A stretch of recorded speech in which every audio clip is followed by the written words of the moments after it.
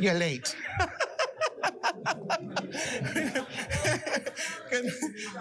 Now you will lead us in the Our Father prayer.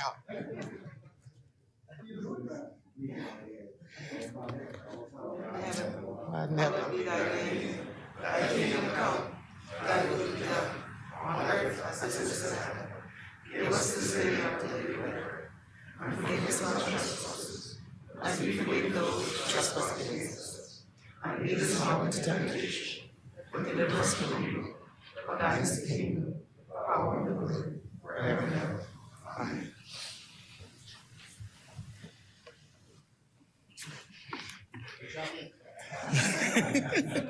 Well done.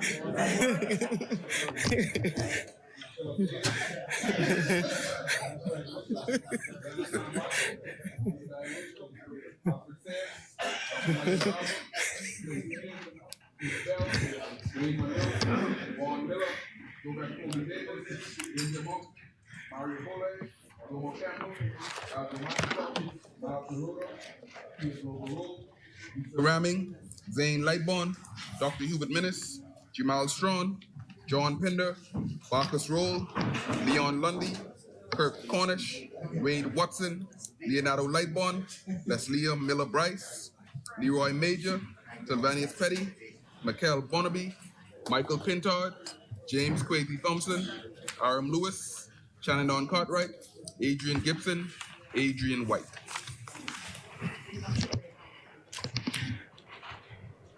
Good morning, honorable members. First of all, it's my pleasure to be here this morning in the land of the living, and I'd like to advise the public that we will be on a short break. As of today, we won't be back until early September, so just letting the people of this country know when they tune in next week, we won't be here. More entertainment for them. I would like to wish happy belated birthday, and she's not here, to two of our members, the Honorable Member for Baines and Grantstown, and to the Honorable Member of Elizabeth, who celebrated birthdays. And before we get into the people's business, I would like to draw your attention, members, to our new camera system that we have on the walls to make it a brighter day.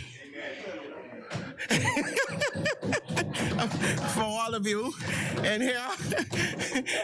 So everybody looking pretty and smiling. And the Hansard members have moved away. So let me just say this to you. If you get up and you happen to watch and you didn't say, here, Madam Speaker, say the chair recognizes you, will be on mute. So let's make sure that Madam Speaker recognizes you now. And to my favorite member, I love your tie. I'm going to miss you guys, and so I just want you to be safe as you journey through your constituencies, and Godspeed, and I look forward to seeing you when we get back. Let's get on with the people's business now. Introduction and swearing in of new members. Laying of documents by ministers. The chair recognizes the Honorable Member for Exuma and Ragged Island. Thank you, Madam Speaker. I beg leave to lay on the table of the House a copy of the following: the Bahamas Capital Regulations 2022. Order that the document be brought up.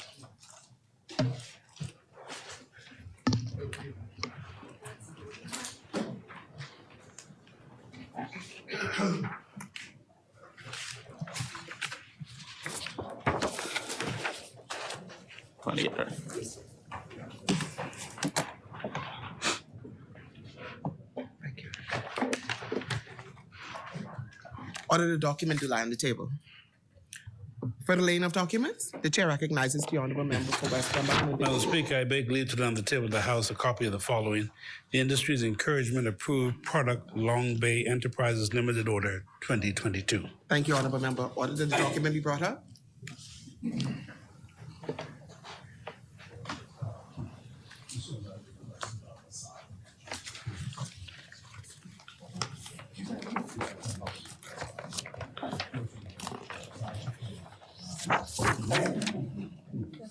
Yes.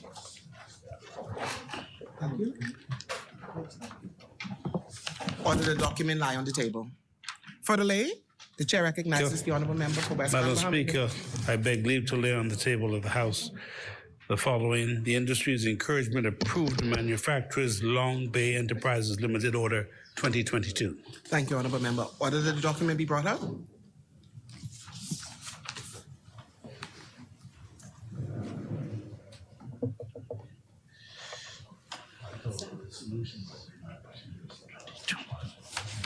Thank you, ma'am. Order that document lie on the table. Further lay? No further lays. Thank you, honourable member. Statement and communication by ministers. The chair recognizes the honourable member for Engliston. Thank you, Madam Chairman. Madam Chairman, I rise on behalf of a strong, proud, powerful, rich, resourceful, and resilient Bahamian people to make communication on efforts now underway to redress fallout, potential or actual, for our students in the aftermath of the shutdowns and prolonged periods of virtual education in the public school system. As I have sought to repeatedly alert the Bahamian people, all of the global research has shown that nations worldwide have experienced negative consequences in their respective educational systems as a result of the COVID-19 pandemic. The most prevalent effect is the phenomenon described as learning loss, affecting millions of children and young people.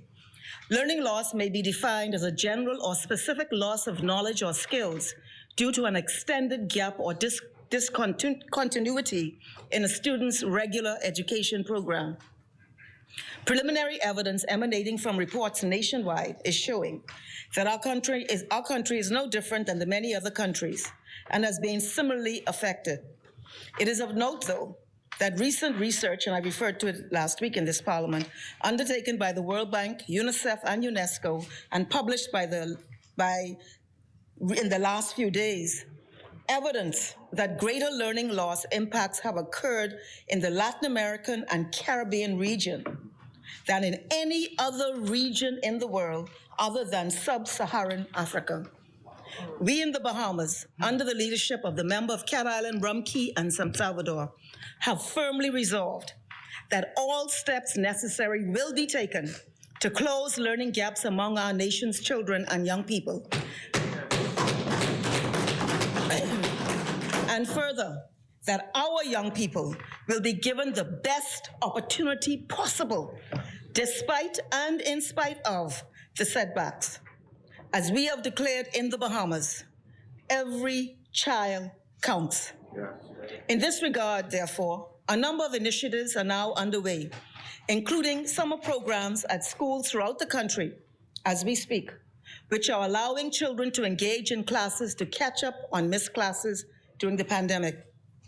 2 days ago, a new program was announced by BTVI, the Bahamas Technical and Vocational Institute, in conjunction with the Ministry of Education, of a free 12-week course designed specifically, but not exclusively, for students who have dropped out of school since 2020 without completing grade 12.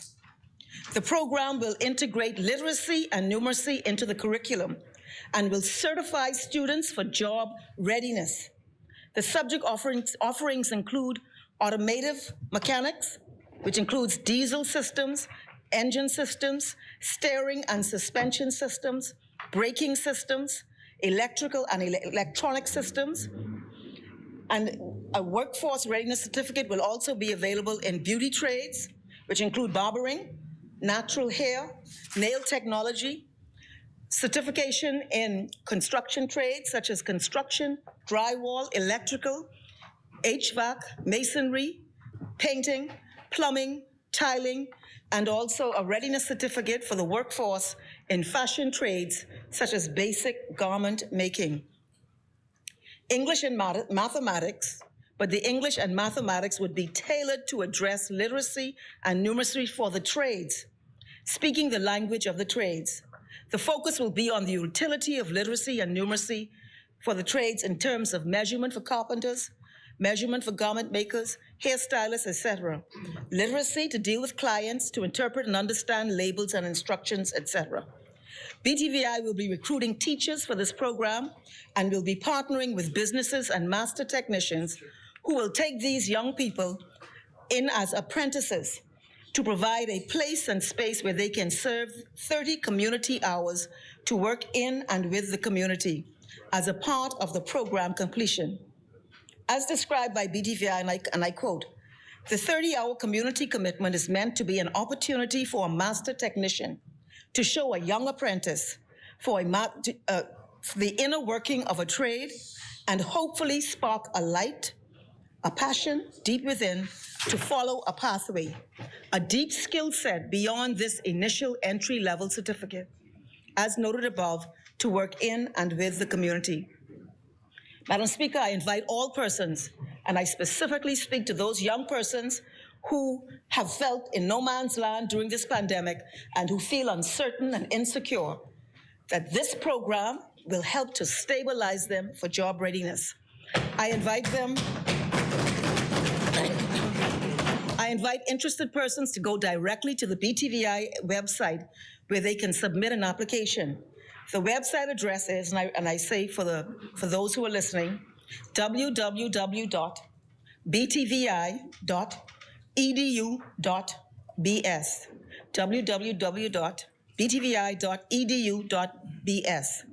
Or you can send an email, Madam Speaker, to smartstart, S-M-A-R-T-S-T-A-R-T, smartstart at btvi.edu.bs.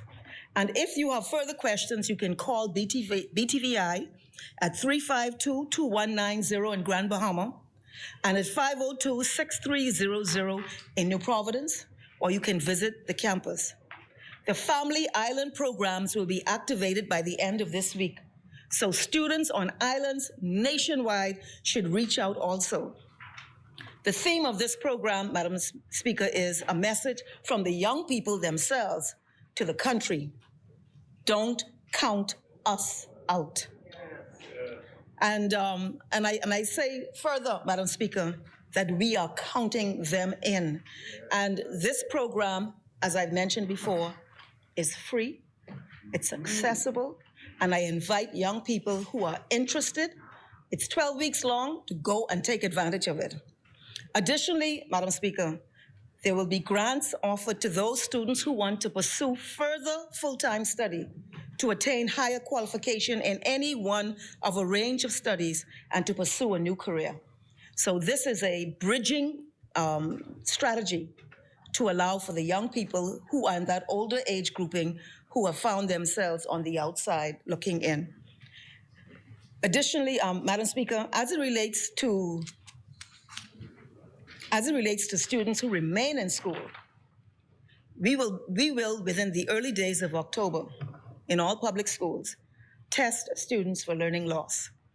We will then know definitively the true impact of COVID-19 on learning in the Bahamas, and the necessary responses will be implemented by way of acceleration programs for each student where applicable. For the purposes of targeted response, the ministry has extracted the data from the LMS and EMIS, which is our computer-based database, and which is the learning platform in the schools, which has allowed for the identification of a significant number of students who have been absent from school for prolonged periods, so we know who they are. This information is being used to reach out to parents and students to offer support and cause for students to be reintroduced to formal learning, and where relevant, introduced to training programs to ensure employability and to bolster literacy and numeracy. Every child counts. Madam Speaker, as it relates to the LMS, you will have noted that the issuance of report cards was delayed by 2 weeks due to unwelcome challenges faced with the LMS. The ministry, in response to this dilemma, has engaged an IT specialist, a consultant, who assisted us at that time in ultimately producing the reports, but who will remain on team to avoid or mitigate any such further or future disruptions. I thank the teachers and their administrators during this period for their extraordinary efforts and for the students and parents for their patience. Madam Speaker, in the upcoming year, a focus will be placed on school safety and attendance. As it relates to school safety, you will recall the decision made in conjunction with the Ministry of National Security to place school resource officers at select schools in response to violent disturbances and incidents, some of them very serious. They were placed in select schools. And based upon the empirical research in this country, which showed that there was historically a reduction in violent incidents on school campuses correlating to the presence of these officers. So the decision was empirically based.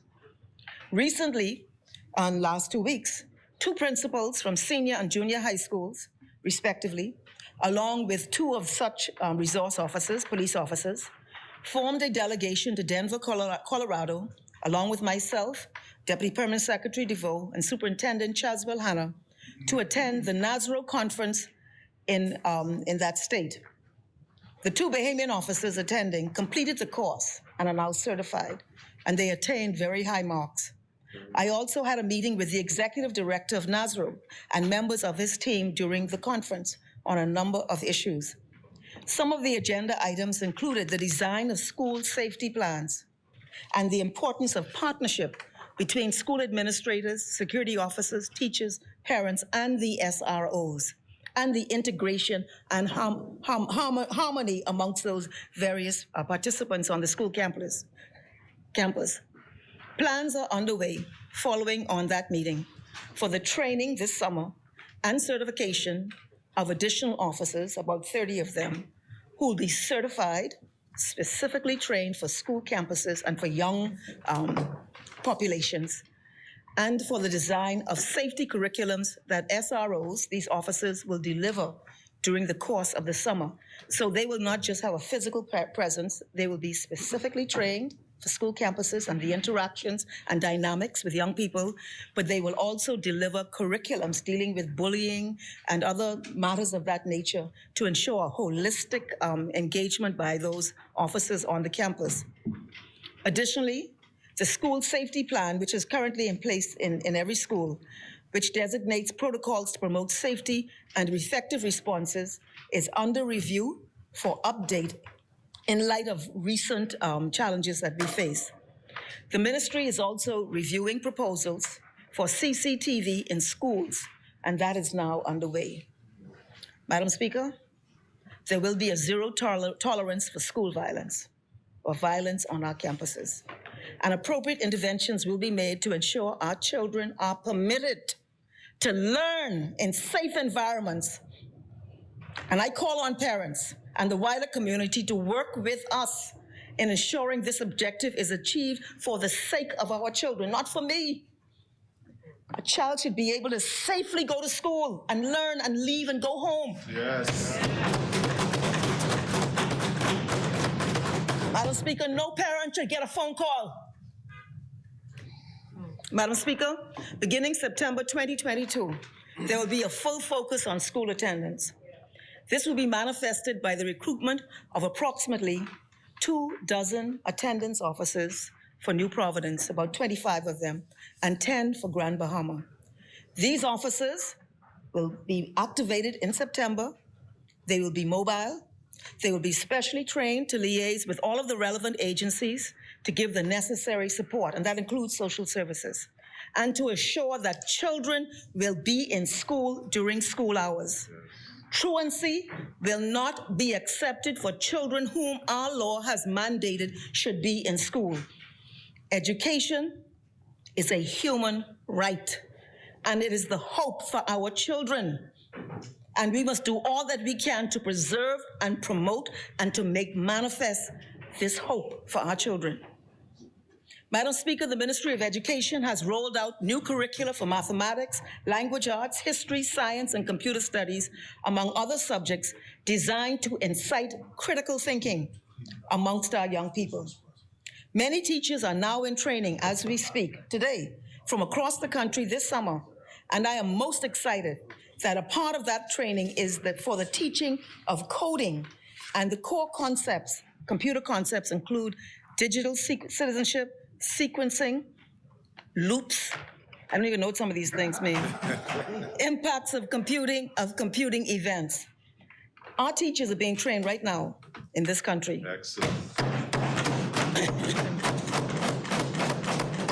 The ministry is further exploring integration into the curriculum subjects, issues such as emotional intelligence, financial literacy, and climate change. We have been in early discussions with the Ministry of Health and Wellness and the members here for a physical and mental wellness agenda for our students to promote healthy lifestyles and to counter very negative health trends prevalent in the Bahamas, physical and mental. And we look forward to that continued collaboration, which will manifest very soon in a rollout. Madam Speaker, all administrators in the public school system will meet in conclave next month to discuss pressing issues and recent trends in education. Principals from every school will meet separately for a special day session to help prepare and support these leaders for what has become a most dynamic school campus. And Madam Speaker, a teacher recruitment exercise is now underway as we seek to confront the challenge of global teacher shortages and recurring attrition, and to seek to ensure teachers are recruited for historically scarce subject and specialized areas.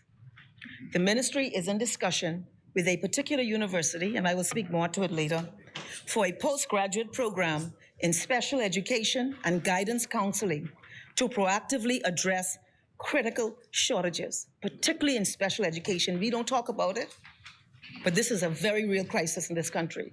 And they have perhaps suffered more than any student in this country. So this dialogue with the university, excuse me, is underway to ensure that we are able to build capacity with teachers to deliver an outreach and education for special needs children and to provide guidance counseling for general population. Madam Speaker, tomorrow, which is Thursday the 19th, what's the date tomorrow? Thursday the 21st, I'm 2 days behind. Thursday the 21st, we will announce the appointment of a national commission to review the high school diploma, which will be tasked with immediately commencing deliberations on this diploma and its construct so as to ensure a rational and transparent criteria for our young people to aspire to in their high school years. Madam Speaker, in all these things, we seek collaboration and cooperation with all stakeholders, parents, the community, administrators, but in particular, I want to highlight with their union representatives. And I thank them for their input and collaboration on an array of matters impacting education in this country. Madam Speaker, I wish to assure the Bahamian people that this Davis administration believes in our young people. We know they are talented and gifted. We know that some children learn differently and aspire uniquely. This administration will do its utmost to positively and productively capitalize on the beautiful and immense natural resource which is this nation's children. Yes. But as I have said repeatedly, it requires all of us, not just me. The parent, the teacher, the administrator, the political directorate, the church, corporate Bahamas, your neighbors, and the wider community to throw resources and support behind the advancement of our incredible children. I thank you, Madam Speaker. Yes. Thank you, Honourable Member. Order that the communication be brought up.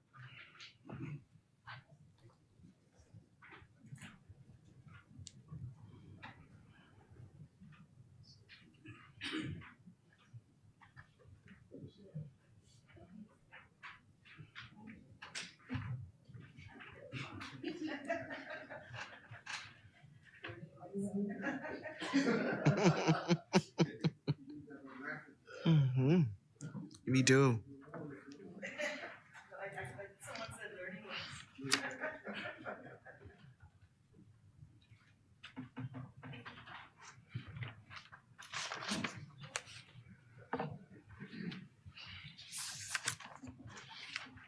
Thank you.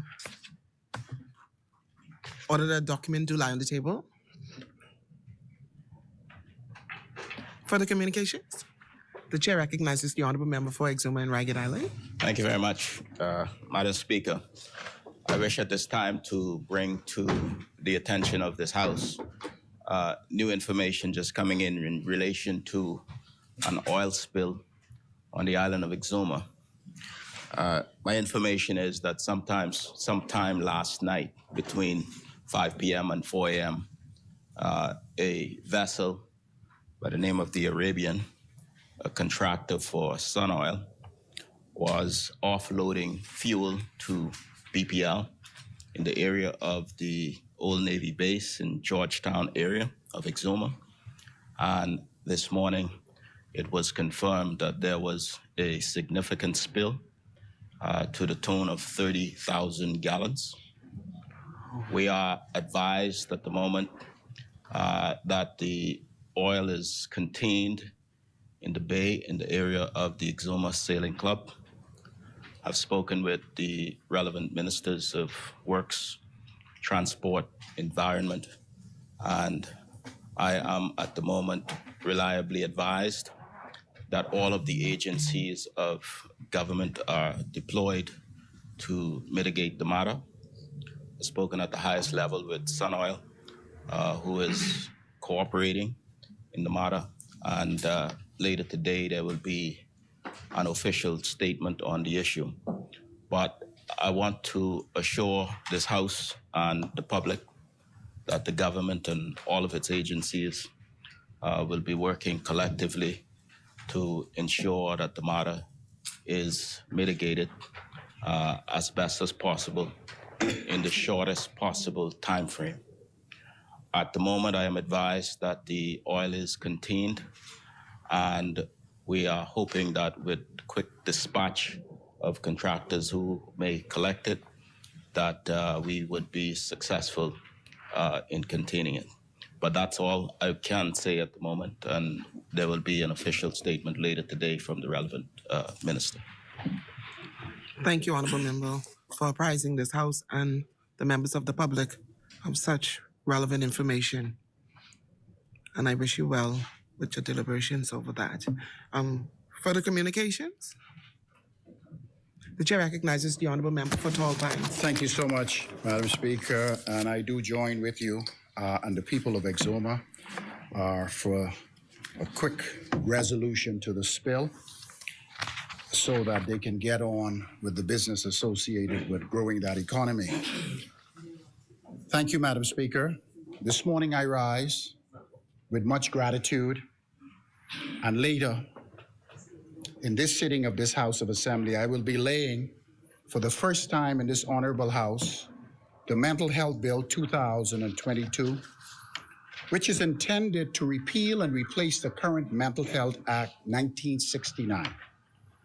Madam Speaker, this bill reflects more than 10 years of collaborative work across the political divide, which is now being brought to the forefront by this New Day administration as part of our social reform agenda that aims to bring dignity to the poor and the mentally disabled throughout our country.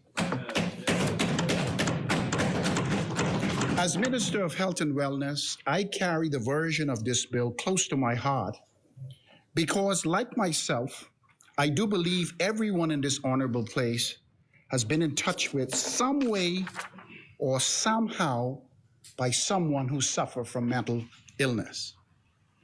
This bill seeks to protect real people. I want to say that again. These are real people who have been living in the shadows of society for many years, many stripped of their human rights, while family members, friends, and co-workers struggle to help them cope with human indignity that appears to be embedded in our society against those who suffer from mental illness. Madam Speaker, mental health is one of the most neglected areas of health globally.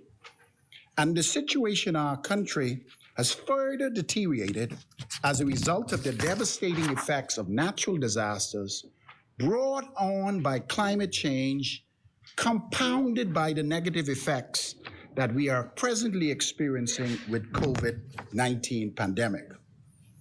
The World Health Organization estimates that mental illness affects 1 in 4 people in their lifetime.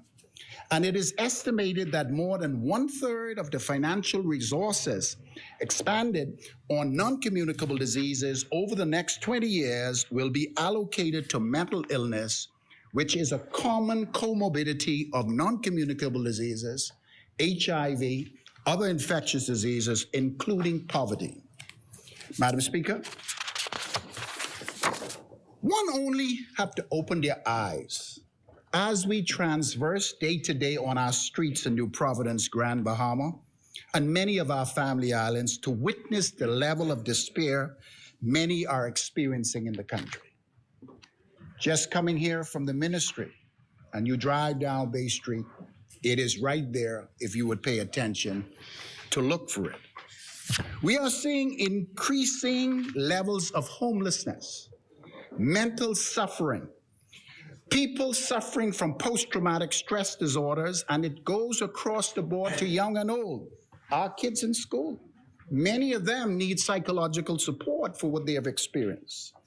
The devastating effects of natural disasters brought on by climate change, coupled with the recent shocks from Dorian and the onslaught of COVID-19 pandemic, is not a passing event. This event lives on in the mind and the psyche of our people, particularly those who experienced it firsthand in Grand Bahama and Abaco. Yes.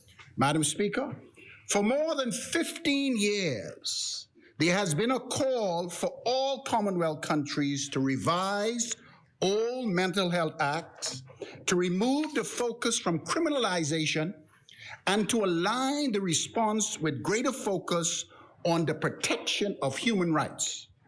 Historically, mental health leadership invested heavily in the Bahamas on training mental health specialists with a predominant focus on treatment, rehabilitation, and the establishment of mental health institutions.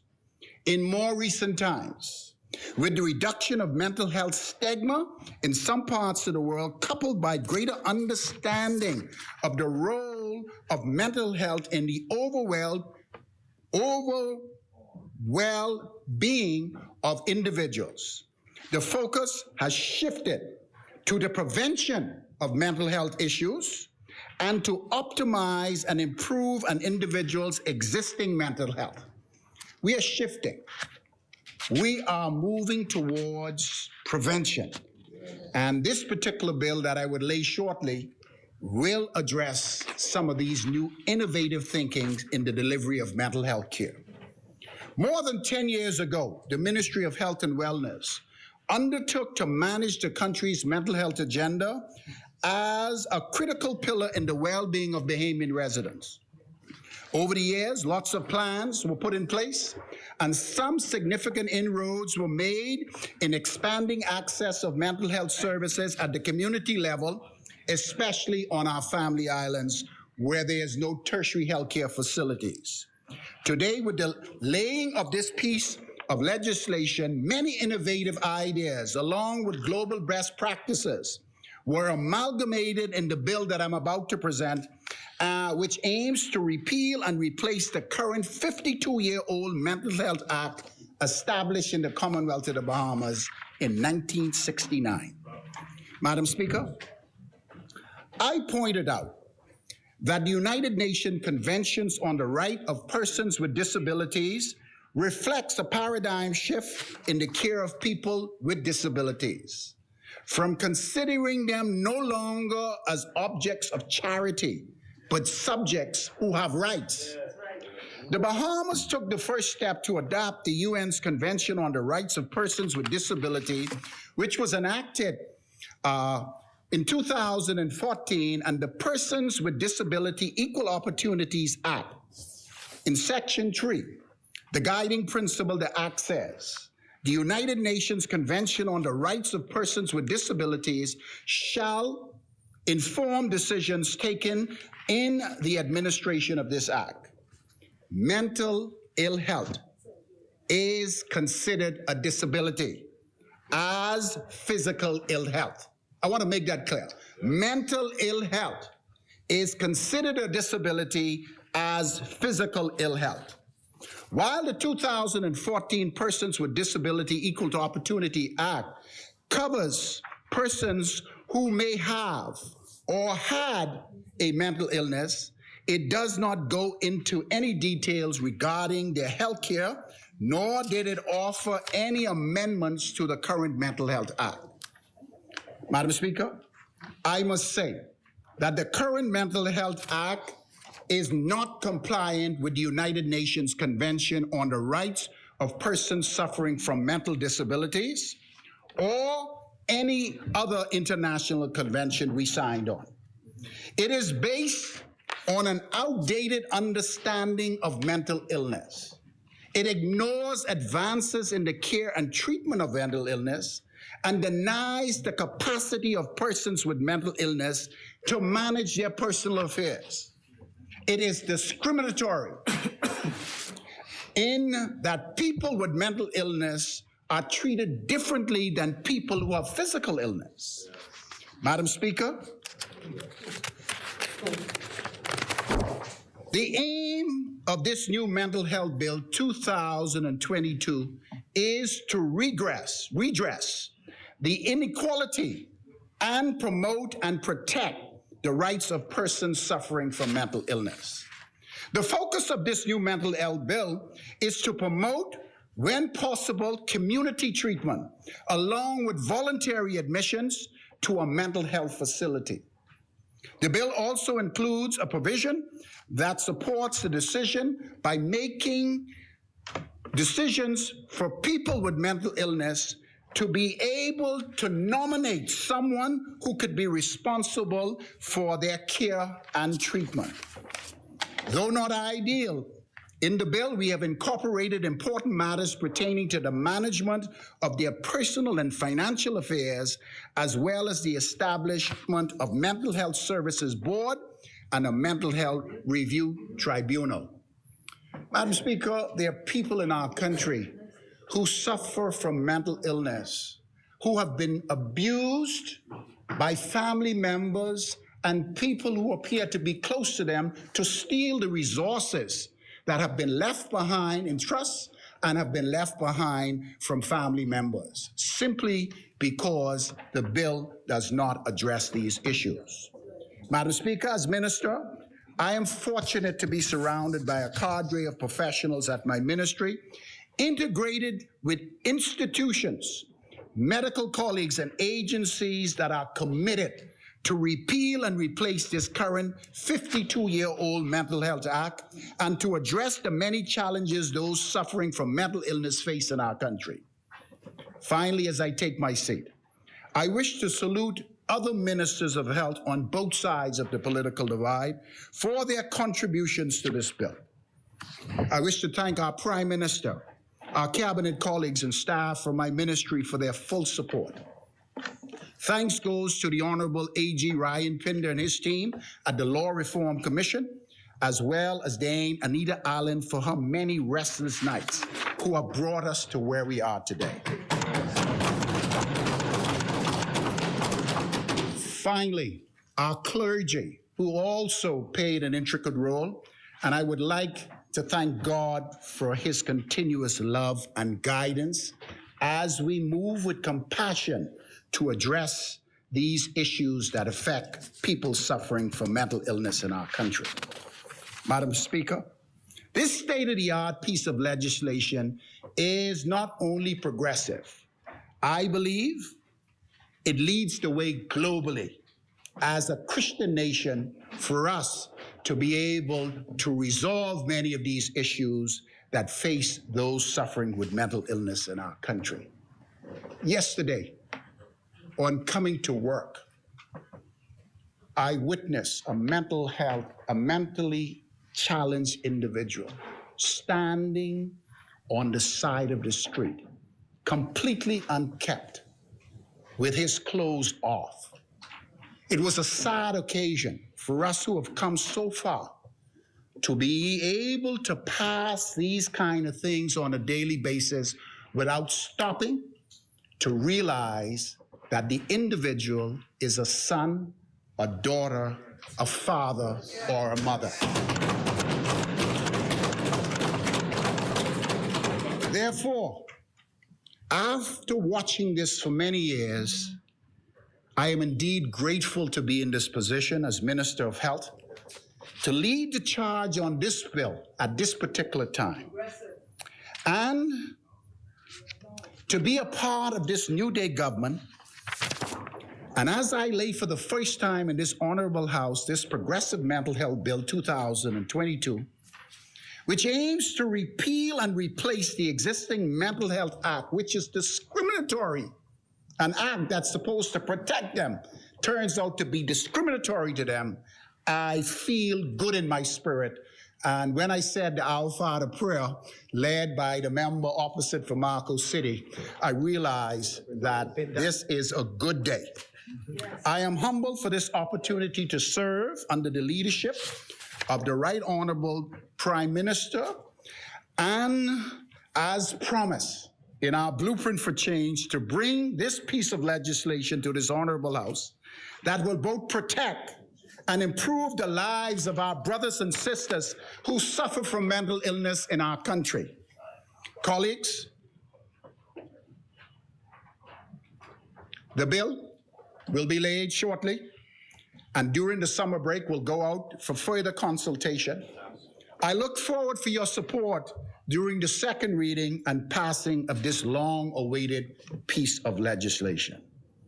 Mental illness, for all of us who sit in this place, affect constituents who we are responsible for.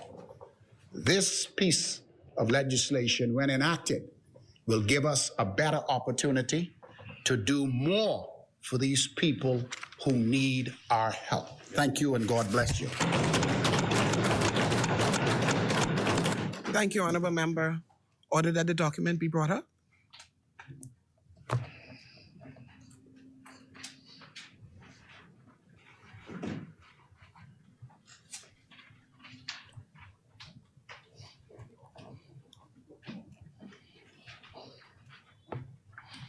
Thank you. Order that the document lie on the table. Further statement and communications? The chair recognizes the Honorable Member for West Grand Bahama. Madam Speaker, I wish to make what will become the first of several communications relative to the social agenda to bring peace, harmony, and dignity to the Bahamian people. Madam Speaker, I'm pleased to announce in this honorable House that my ministry will increase the rates of financial assistance rendered through the Community Support Services Division of the Department of Social Services effective August 2022.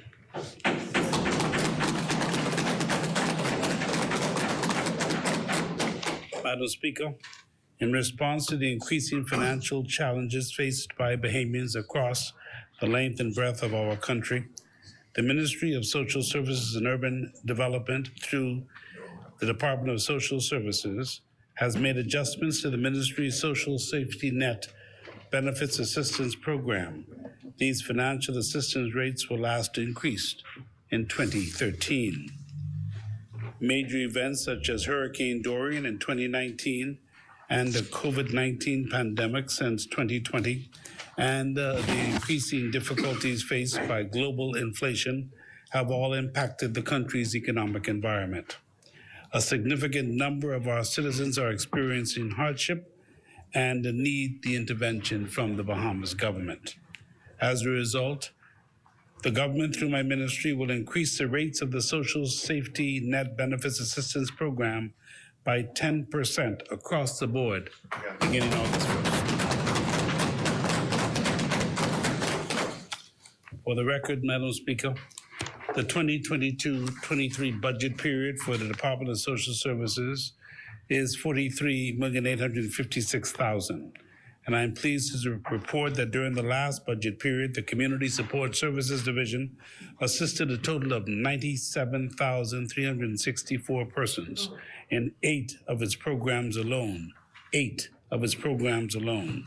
Food assistance program, Madam Speaker, we were able to assist 95,000 citizens of our country. Our utilities program, Madam Speaker, we assisted 376 persons. In our rental assistance program, 837 individuals. In our burial assistance, 103. Uniform assistance, Madam Speaker, 296 students received assistance. Gas assistance, 3 persons. Clothing assistance, Madam Speaker, limited to 3 as well. Medical assistance, Madam Speaker, 136 individuals received assistance from the Ministry of Social Services. Madam Speaker, our announcement this morning, together with the Ministry of Health and the Ministry of Education, speaks to the social revolution of the Progressive Liberal Party. Yes. Heal the sick,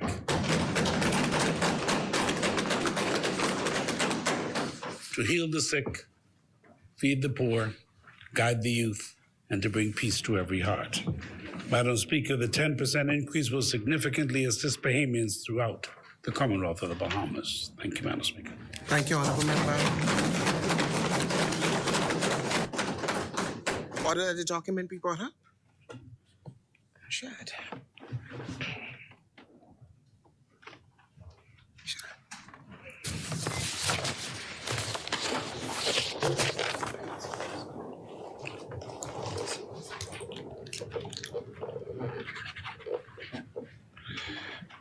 Yes. 7, 22. Gotta clean it up. Thank you. Order that document to lie on the table. For the statement of communications, Chair recognizes the Honorable Member for Fox Hill. Thank you, Madam Speaker. This morning, it is my privilege and honor to read into the record of the House of Assembly the names of those persons who were awarded national honors by the Governor General on Independence Day, the 10th of July, 2022. The awards will be conferred on the individuals or presented to their families in the case of those receiving them posthumously on National Heroes Day, which is the 10th of October, 2022. In reading them into the record, I wish on behalf of the government to add our thanks and appreciation to these dedicated and loyal citizens who made seminal contributions to the public good in the Commonwealth of the Bahamas during their lifetimes. I add my personal appreciation to those who have accepted these awards in the spirit in which they were given by the government on behalf of your countrymen and women. I know that I can say without fear of contradiction that the Prime Minister has been gratified and deeply moved by those who have reached out to him to thank him for his advice to the Governor General, which led to these awards. It is the intention that award ceremonies will be held where appropriate and practical in the islands in which the awardees live and work. I wish to explain first the public policy behind the national honors generally. I wish to explain the regime behind the legislation, and I wish to explain the rationale behind the advice given to the Prime Minister, which advice he has accepted. I wish then to read into the record the names of the awardees. The public policy. A nation is not hills and dales, reefs and waters. It is a human thing. It is people. People are motivated by both tangible and intangible things. National honors are one such intangible thing which binds us together. On the 1st of January 1973, Prime Minister Lyndon Pinling, as he then was, spoke to the nation following his return to the Bahamas at the conclusion of the independence negotiations with the British. In his national broadcast, he reported to the country the terms of the settlement with the British on the independence of the Bahamas. And he said the following inter alia, and I quote, "The government of the Bahamas agreed that until further notice, Bahamian citizens will remain eligible for United Kingdom honors following independence. That means we will continue to take part in the British honors system until we have devised a system of Bahamian honors." That was 1973. The National Honors Act was passed in 2016 and brought into force in 2017. There is still a dual system, but in time, the British awards must fall away as the national honors gain currency. And it is my hope that all members of this Parliament will encourage and congratulate those who received these awards. The Societies of Honors pursuant to the legislation are Order of National Hero. There are 4 such national heroes: Sir Lyndon Pinling, Sir Milo Butler, Sir Roland Simonett, and Sir Cecil Wallace Whitfield. No awards were given in this category this year. There is the Order of the Nation, to which Governors General and Prime Ministers are entitled in law.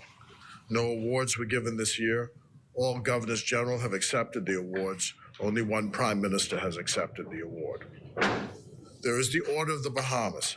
This is the highest civilian honor in the Bahamas and entitles the recipient to carry the honorific Right Honorable. There is the Order of Excellence, which is reserved for non-nationals, including foreign dignitaries who visit the Bahamas. There is the Order of Distinction, the Order of Merit, the Bravery Medal, the Distinguished Service Medal, the Badge of Honor, the Governor General's Awards, and the Lignum Vitae Award for those under the age of 25.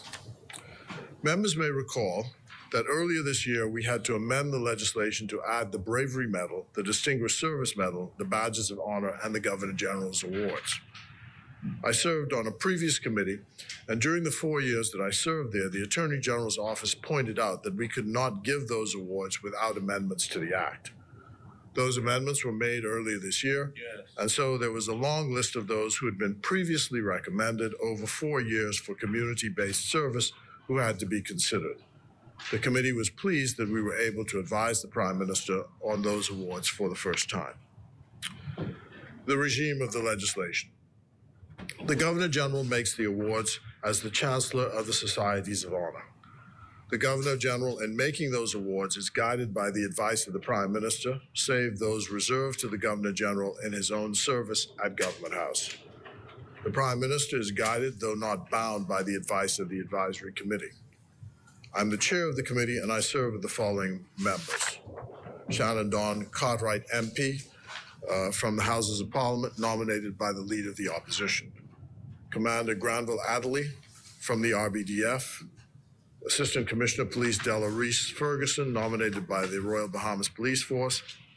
Dr. Keith Tinker, nominated by the Prime Minister, in consultation with the Leader of the Opposition. Ms. Constance MacDonald, nominated by the Prime Minister, representing the Northern Bahamas. Ms. Anita Colley, representing the Southern Bahamas.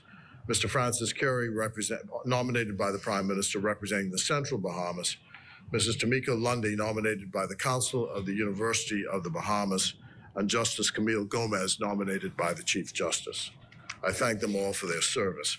And I wish to acknowledge the work of my predecessor in office, Mark Humes, MP, who guided the process of the awards for 4 years before my chairmanship. The Advisory Committee begins to take nominations from the public beginning in February, and the nominations close on the 31st of March each year. And there are hundreds of these nominations from across the country.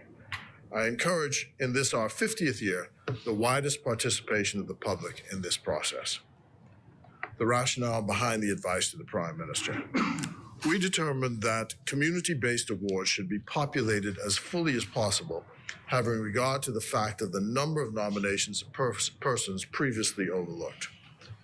We determined that the crew of the HMBS Flamingo ought to be honored. Yes. Each member of the crew is therefore awarded with the Bravery Medal,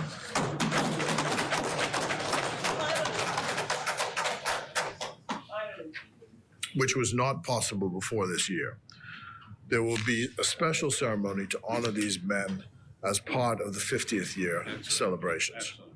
The 4 young men who died, who were under the age of 25, were also awarded the Lignum Vitae Award posthumously, in addition to the Bravery Medal.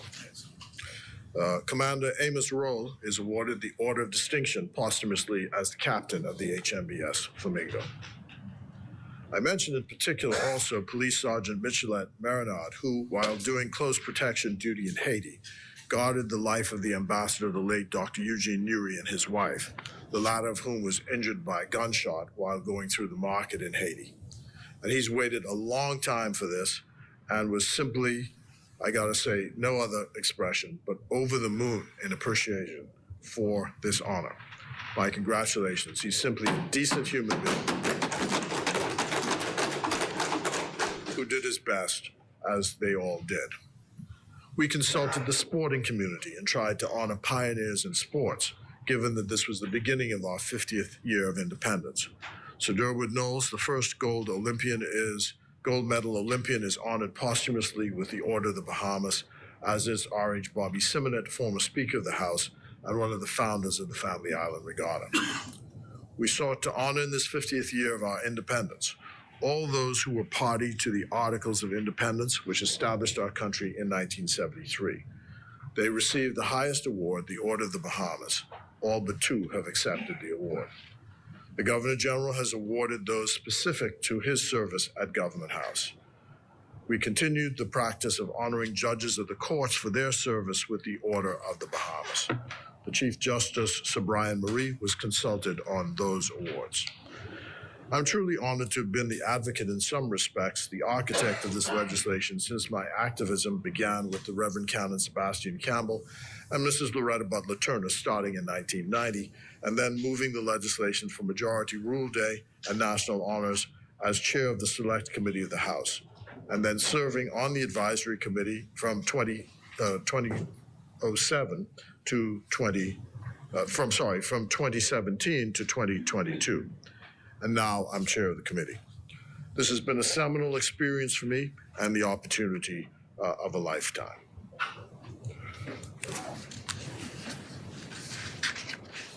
I thank Mrs. Lisa Adderley for her work as the secretary of the committee, along with her staff at the Cabinet Office. And I thank Mr. Idris Reed, the consultant on the honors legislation, for his important contributions as well. But more important than what this means to me personally, I'm deeply humbled, moved, and gratified by the thousands of Bahamians, some of them moved to tears, who simply said, thank you. You know, this is our country, and the framers passed the baton to us, and this is what we designed as a free, sovereign people. Sir Lyndon said we would keep the British honors until we had our own. So the time has come for the British honors to fall away. Yes. The Parliament passed the Act unanimously. The committee's reports have all been unanimous and without dissent. This is not a joke. Statecraft is serious business. It behooves us all then, without exception, I think, to applaud the honorees today and thank them for their service as I read their names into the record. The Order of the Bahamas. The Honorable Philip Bethel, Dr. D. Gale Saunders, the Reverend Dr. Michael Simonet, Mr. Rupert Roberts Jr., Mr. George Myers, Judge Joseph Strawn,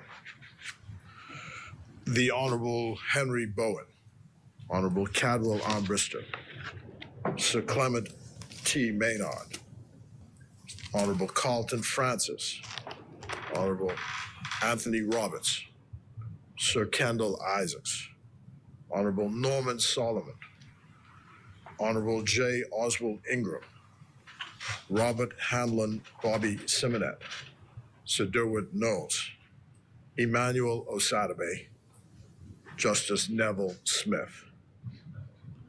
The Order of Distinction, Dr. Conville Brown, Mr. George Weish, Mr. Nico C. Grant I, Dr. Raleigh Butler II,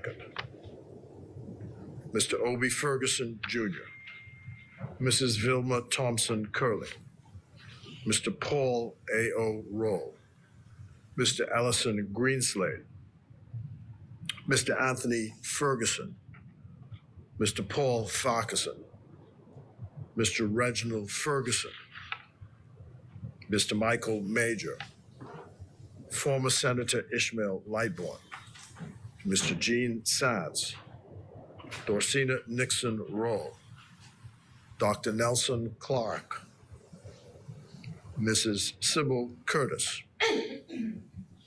Nurse Celeste Lockhart, Ms. Barbara Cartwright, Mr. Kenrick O. Murray, Senior Commander Amos Roll, Captain Simpson Penn, Ms. Persis Rogers, Mr. Godfrey Enius.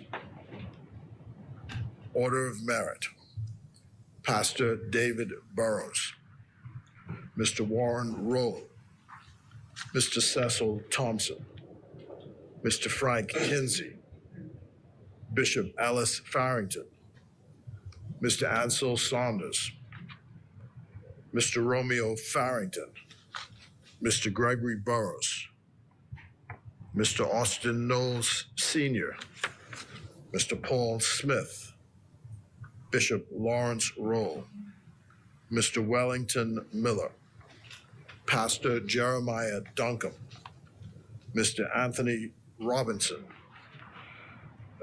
Mr. Maurice Tynes, Mr. Mario Donato, Mr. Louis Hanchel, Ms. Candy Gibson, Mr. Alpheus Hawk Finlayson, Mr. Philip Burrows, Sonia Cox Hamilton, Denise Mortimer, Perline Cartwright, Elder Cora McPhee, Francina Horton, Gloria Ferguson, Nath Russell, Andrea Gibson, Lawrence Burnside, Mark Knowles, Della Thomas, Michael Thompson, Dr. Norman Gay, Winfred Russell, Mr. Oswald Moore, Mr. Churchill Tanner Knowles, Mr. Leo Roll, Mr. Ali Culmer, Mr. Winston Tappy Davis, Mr. Andy Knowles, Mr. Rex Burnside, Mr. Alan Ingram, Mr. Ed Smith, Mr. Phil Antonio, Florence Flo Roll, Captain Ekron Pratt, Reverend Dr. Alonzo Hinsey, Ms. Frances Leday, Yonel Justilian, Marie Ferguson, Mrs. Sonia Knowles, Mr. Pericles Malis, Mr. Vernal Sands, Mrs. Cynthia Wells, Captain Mario Sims, Bobby Baylor Fernanda, Shelton Benaby, Bishop Shelton Benaby, Mr. William Munnings, Reverend Dr. Charles Roll, Angela Pratt Roll, Tammy Ferguson Culmer, Edward Penn, Anita Doherty, Reverend Gilbert Roll, Mr. Jason Albury, Mr. Randy Ferguson, Mr. Richard Manning, Jensen Burrows, Sean Smith, Brad Thompson, Ricky Martin, posthumously Bishop B. Wenneth Davis, Edison Armbrister, Bertram Cowboy Musgrove, William Yama Bahama Brennan, Elisha Obed,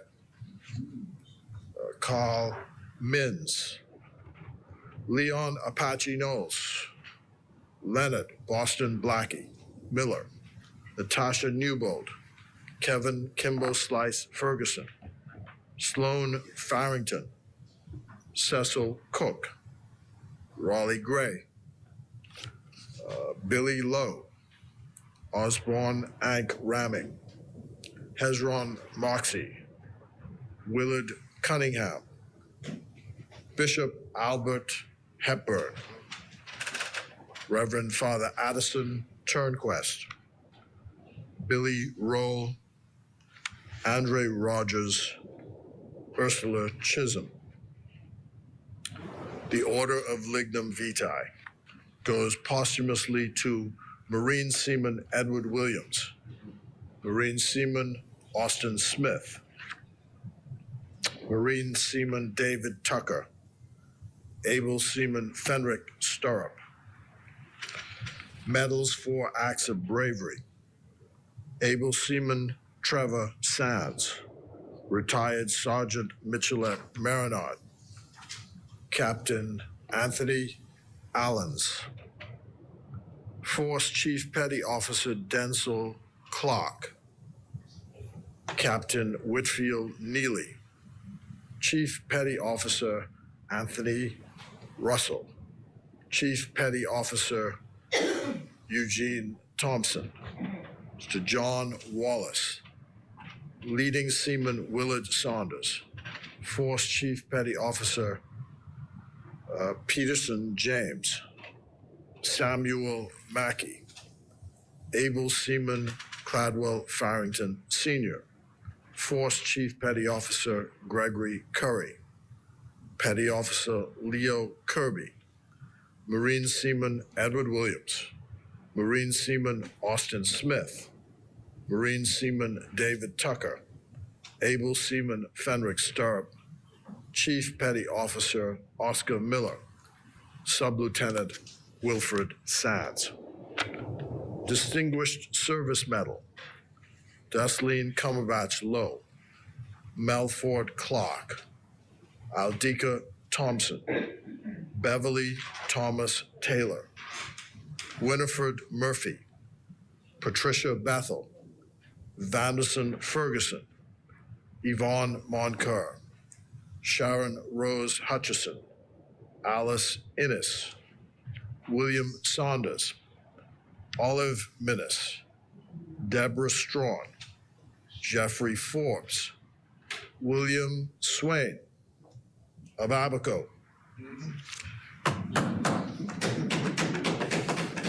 That's a long time coming.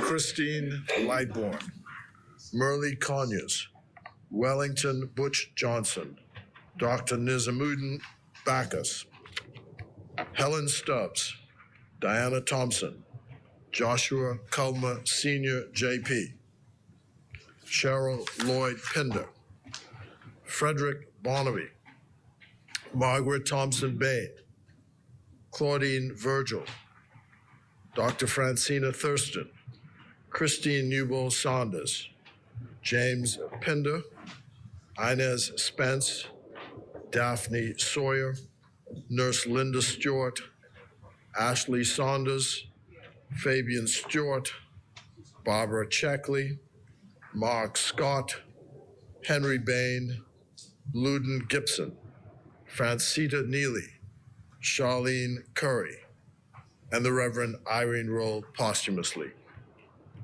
Badge of Honor, Naoshi Brown, Kennard Mackey, Latita Campbell Parker, Reverend Father Don Haynes, Lofton Neely, Levada Ingram, Diane Smith, Stephen Hanna, Valdemar Ramming, Marianne Colbrick Marshall, Roberta Edgecombe, Pandora Evans, Irene Bain, Sheila Blatch, Maxwell Roberts, Mabel Stubbs, Veronica Saunders posthumously, Patrick Roberts Sr., Vera Chase posthumously, Jacqueline Estevez.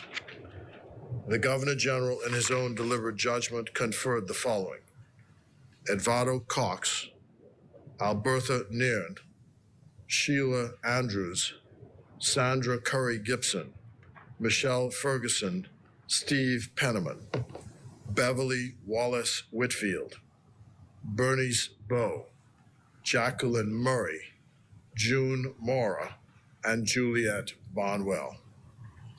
It is left only for me to say thank you again, and to say, God bless the Commonwealth of the Bahamas. Thank you, Honorable Member. Order that the document be brought up. Thank you. Order that the document lie on the table. Thank you, Honorable Member. Communications by the clerk. Messages from the Governor General. Messages from the Senate. Motions for leave of absence, leave to resign seat and new writs. Presentations of petitions. Presentations of reports of committees. Adoption of reports of committees. First reading of bills. The chair recognizes the honorable member for Tall Pines. Madam Speaker, I beg leave to introduce and have read for the first time a copy of the following. A bill for an act to repeal the Mental Health Act and to make provisions for the promotion, protection, and enforcement of the rights with persons diagnosed with or exhibiting symptoms of mental illness, the care and treatment of such persons, the establishment of a mental health service board, the establishment of a mental health review tribunal, and connected purposes. Thank you, honorable member. Is there a seconder? Second. Thank you, honorable members. It's been moved and seconded that the following will be read the first time and tabled. Give him a speak. Give me mine. Thank you. Mental Health Bill 2022. As many are in favor will remain seated. Those opposed will stand. Ordered that the bill be read a first time and tabled. A bill for an act to repeal the Mental Health Act and to make provision for the promotion, protection, and enforcement of the rights of persons diagnosed with or exhibiting symptoms of mental health, the care and treatment of such persons, the establishment of Mental Health Services Board, the establishment of a Mental Health Review Tribunal, and for connected purposes. Thank you. For the first reading? Thank you, honorable member. Second reading, committal of bills. Thank you, honorable member. Committee of the Whole. I now move that the House resolves itself into Committee of the Whole. Thank you, honorable member. Thank you, honorable member. Thank you, honorable member. It has been moved and seconded that the House do now resolve itself into the Committee of the Whole with the Deputy Speaker and Chairman of the Committee of the Whole in the chair. As many are in favor, will remain seated. Those opposed will stand. The motion is carried. The House will now resolve itself into the Committee of the Whole with the Deputy Speaker and Chairman of the Committee of the Whole in the chair.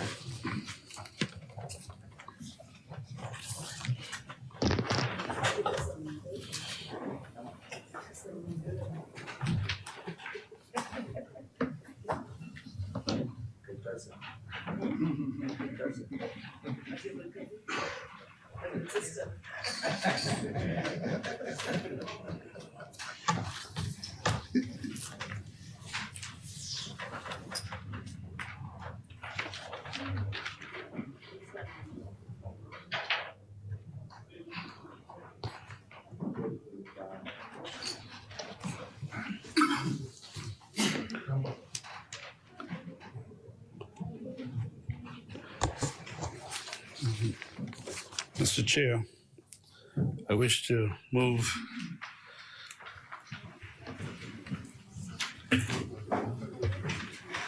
the long title of the Rehabilitation Offenders Amendments Bill 2022. Is there a second? Second. It has been moved and seconded that the long title of the bill be agreed. As many are in favor will remain seated. Those opposed will stand. The long title of the bill is agreed. Mr. Chairman, I move that the short title of the bill be agreed. Second.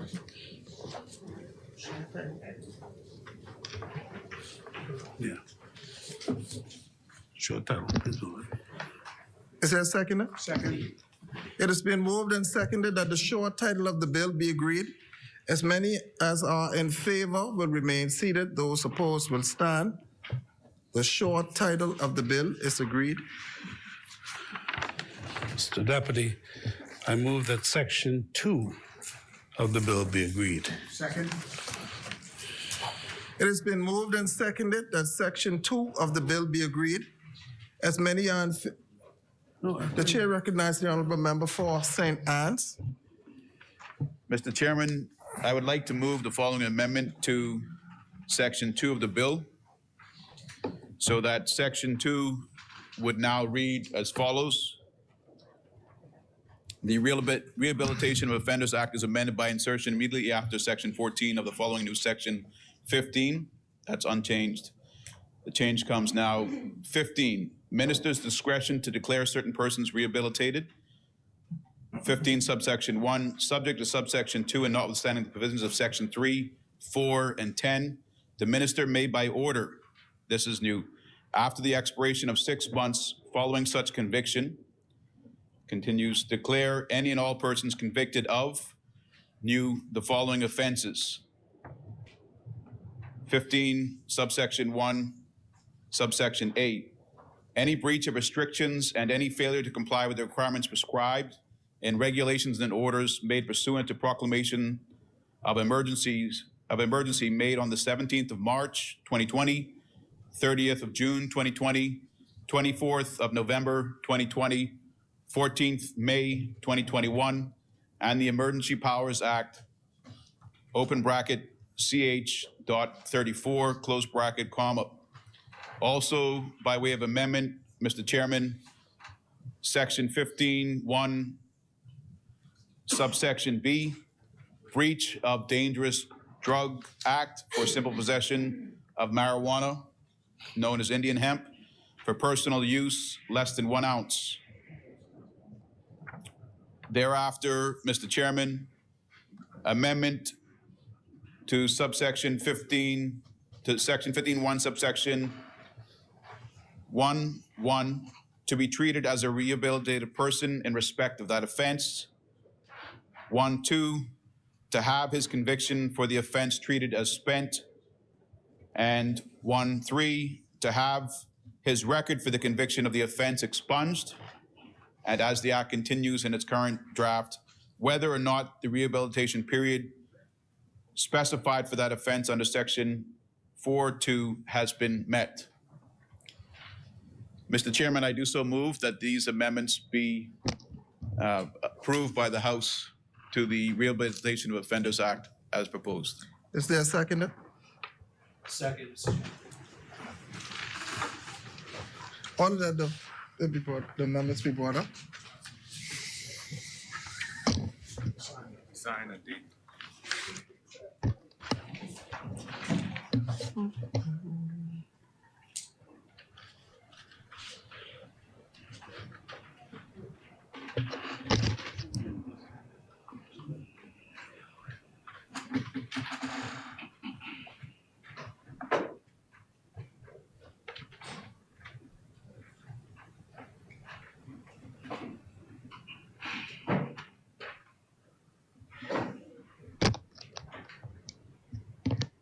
It has been moved and seconded that clause 2 be amended as read.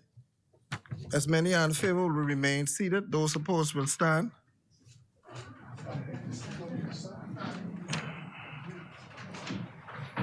What?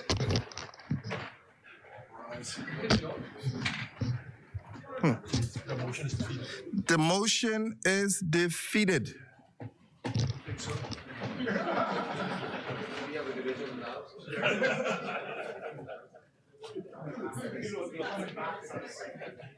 Oh.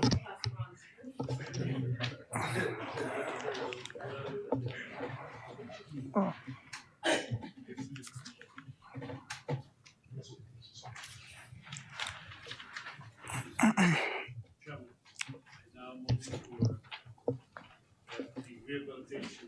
This Amendment Bill 2022 be agreed. Second. It has been moved and seconded that, which one is that? That the bill be agreed In its entirety. in its entirety. As many are in favor will remain seated, those opposed will stand.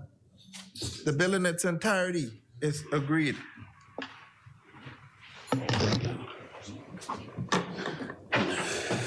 Mr. Chairman, I now move that the Speaker now take the chair.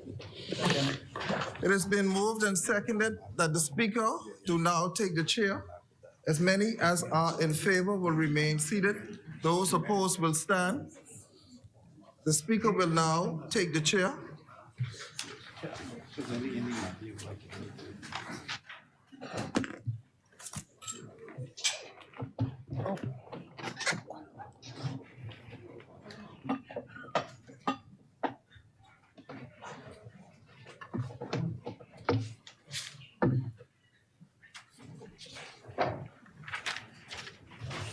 Madam Speaker, I beg leave to report that the Committee of the Whole has examined several bills making no amendments thereto.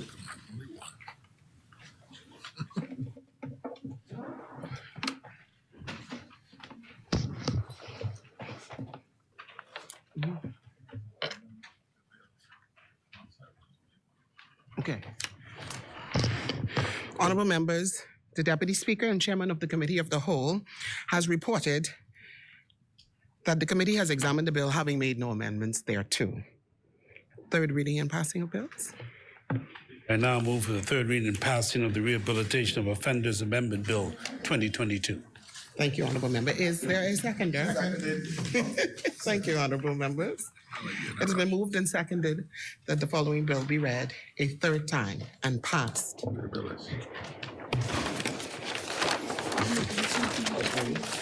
As many are in favor will remain seated. Those opposed will stand. Order that the bill be read. I could get up here. Order that the bill be read a third time and pass. A bill for an act to amend the Rehabilitation of Offenders Act. Oh, that's my big.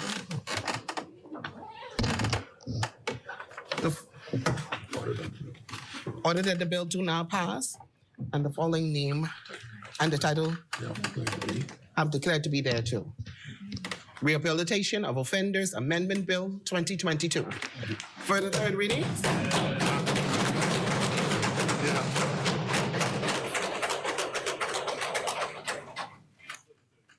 Thank you, Honorable Member. Okay. Order that the clerk do now take the bills passed today to the Honorable Senate for their concurrence. We'll now go back. Oh, okay. We will now go back to the order of business. Consideration of Senate's amendments, resolutions, member statements. The chair recognizes the Honorable Member for St. Anne's. Thank you, Madam Speaker.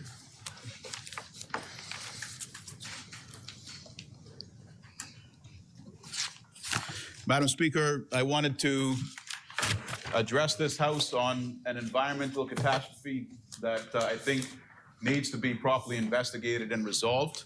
That has occurred in my great constituency of St. Anne's. I understand not only was my beehive impacted by the recent fogging, that the entire hive has been destroyed, but several hives have been destroyed in the communities of High Vista and throughout different parts of New Providence. I came upon this discovery while journeying through my yard in my yard clothes, Madam Speaker, which aren't as attractive as the ones I'm wearing now. Normally, when you have a hive, you can see the bees until nightfall coming in and out of the entrance to the hive. Wow. There was no activity at the entrance without the proper gear on. I lifted the lid up at great risk to my personal safety, but out of urgency, and discovered that there were no more bees left in the hive, Madam Speaker, and all of the honey harvest, which is a serious issue for those persons that participate in our agricultural industry, one that we're trying to encourage in this country, including backyard farming, is most unfortunate. Madam Speaker, you have the loss of your crop, so to speak, but you also have the loss of the entire community, from the queen bee down to the soldiers and the working bees. And I think that there has to be a simple cure to this. This is one of the only two things that the Minister of Environment and Natural Resources spoke to when he gave his budget communication. He talked about eradicating rats, and he talked about eradicating mosquitoes. The bees have gone, and the mosquitoes are still biting.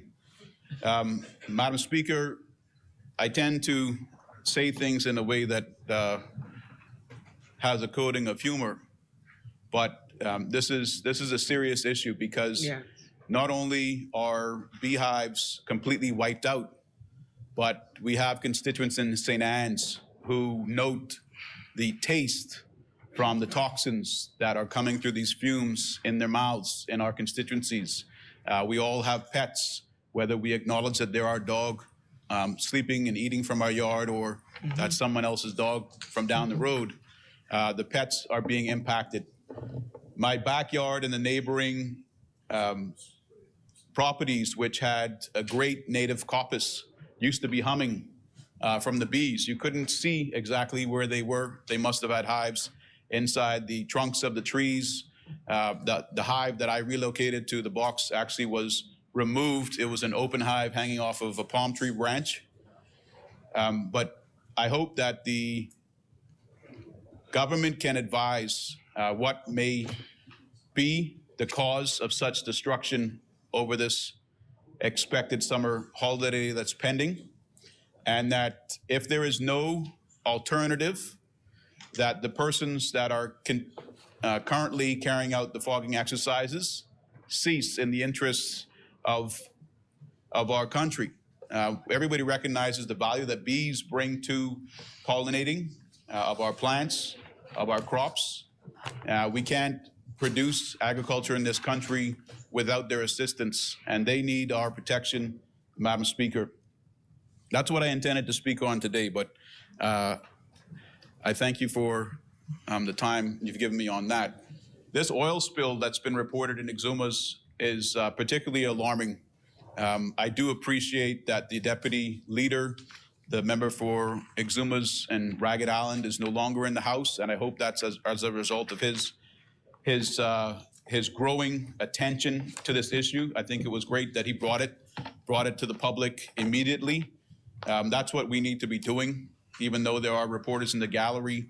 As members of Parliament, as representatives for our constituency, we need to be reporting to the people. I don't know what provisions are in place for a tanker like that, whether there's existing insurance that can be communicated to the public in the coming days so that there can be some satisfaction as to the remediation efforts, which will be extremely costly, as well as reoccurring and future damages that persons in those communities will have to face. I don't know also, Madam Speaker, whether there is going to be a volunteer opportunity conveyed to members of the public who may wish to run down to Exumas now, fly down to Exumas now, assist with trying to clear some of this oil spillage, or if there is, or if there's any type of barrier that has been put up, because the representation was that it's been contained in a bay. Of course, the bay in and of itself can contain things until the tide changes or the wind moves direction. So I think the public is looking for some immediate updates on this story, Madam Speaker. I'm not finished, but I'll yield. Thank you, Honourable Member. The Chair recognizes the Honourable Member for Fort Charlotte. Thank you so very much, Madam Speaker. The Deputy Prime Minister, Minister of Transport, including myself, works in our respective technical teams, along with the Deputy Prime Minister, will be leaving Nassau at 12 today for Exuma. A technical team from BPL and also from the Ministry of the Environment has already gone to Exuma. The operator of the ship has advised that their company in Grand Bahama is on its way with booms and other mitigation and remediation equipment. I've spoken directly with the Commodore of the Defense Force this morning, and its assets are on the way to Exuma.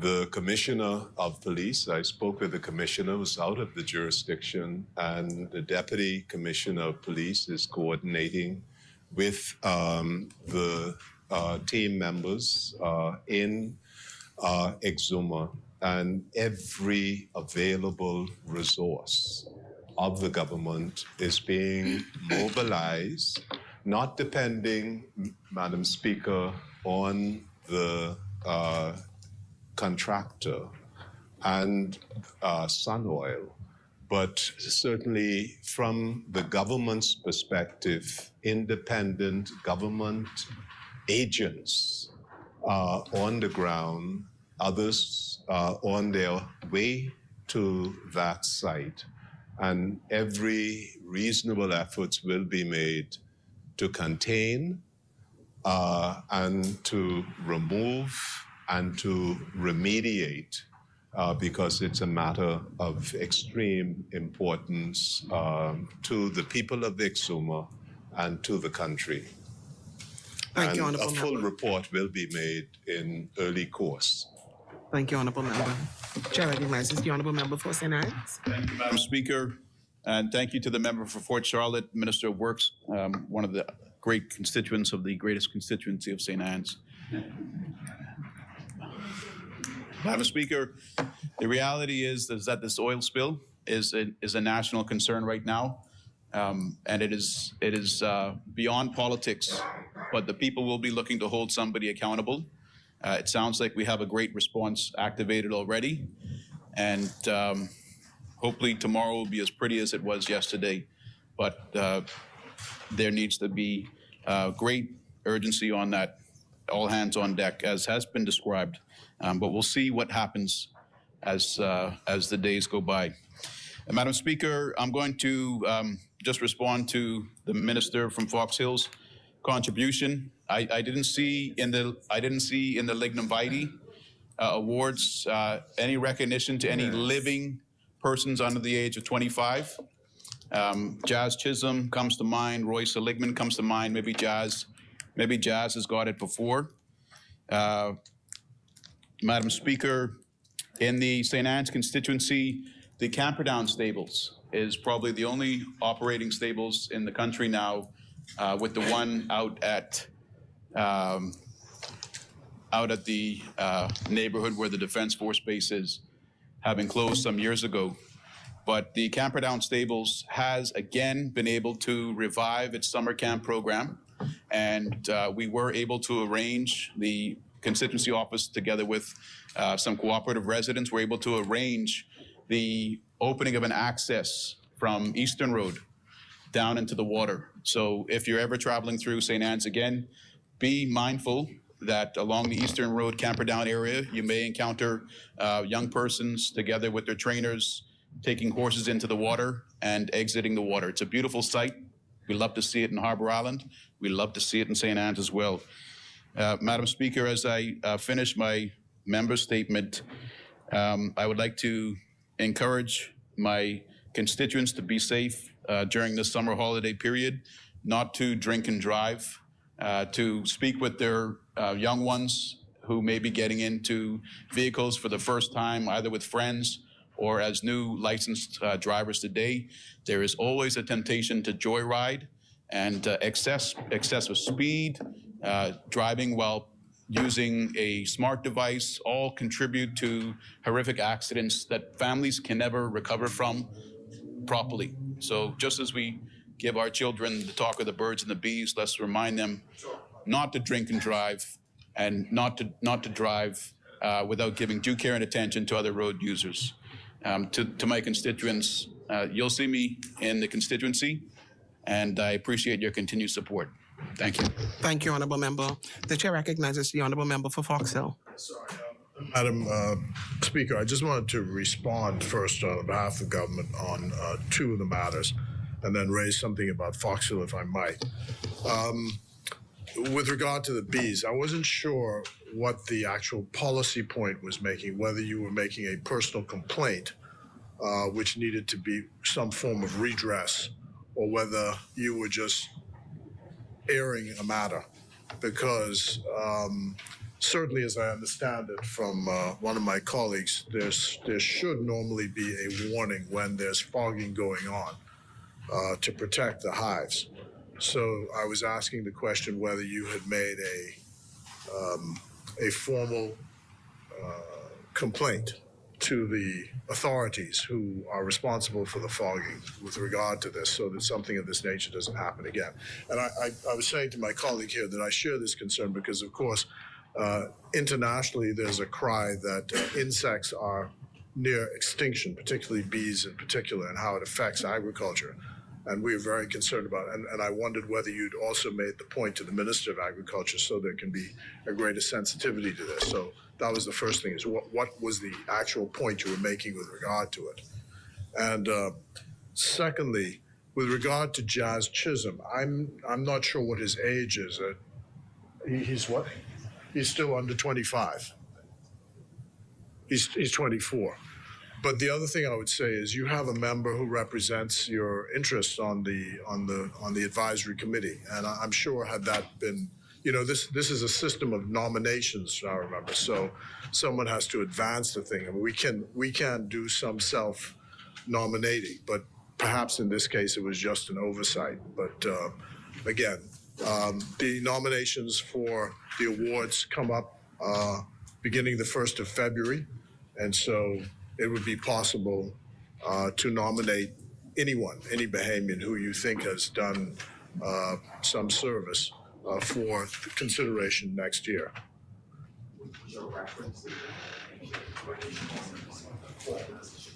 No, it is not. The formal position of the government is there's a duality. It's represented in the law right now, which allows Bahamian citizens to still accept the British honors. When we passed the act, there was a debate within the cabinet at the time about whether we should actually prevent Bahamians from accepting honors from other countries.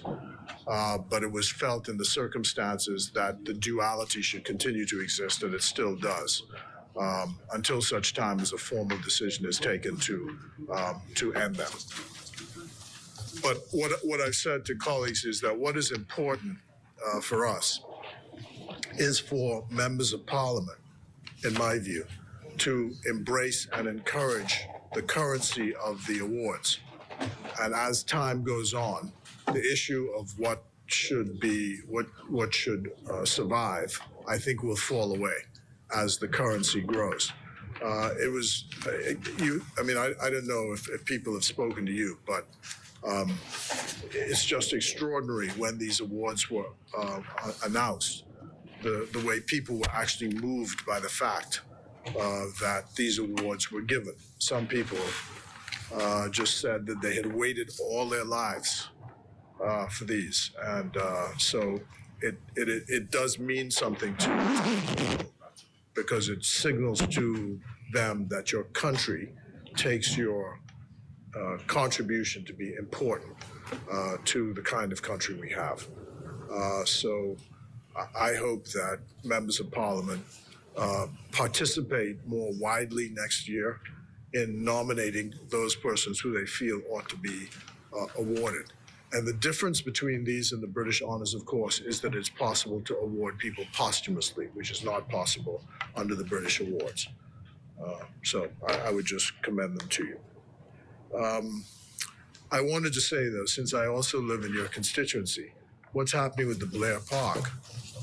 Looks like it's just falling into weeds.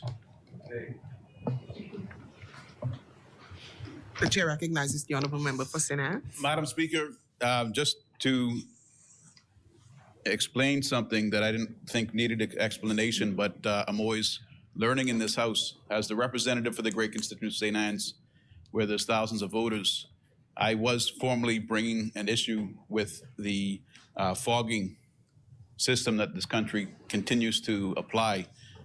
If there is a fogging system that kills our agricultural industry, then we need to stop that fogging system.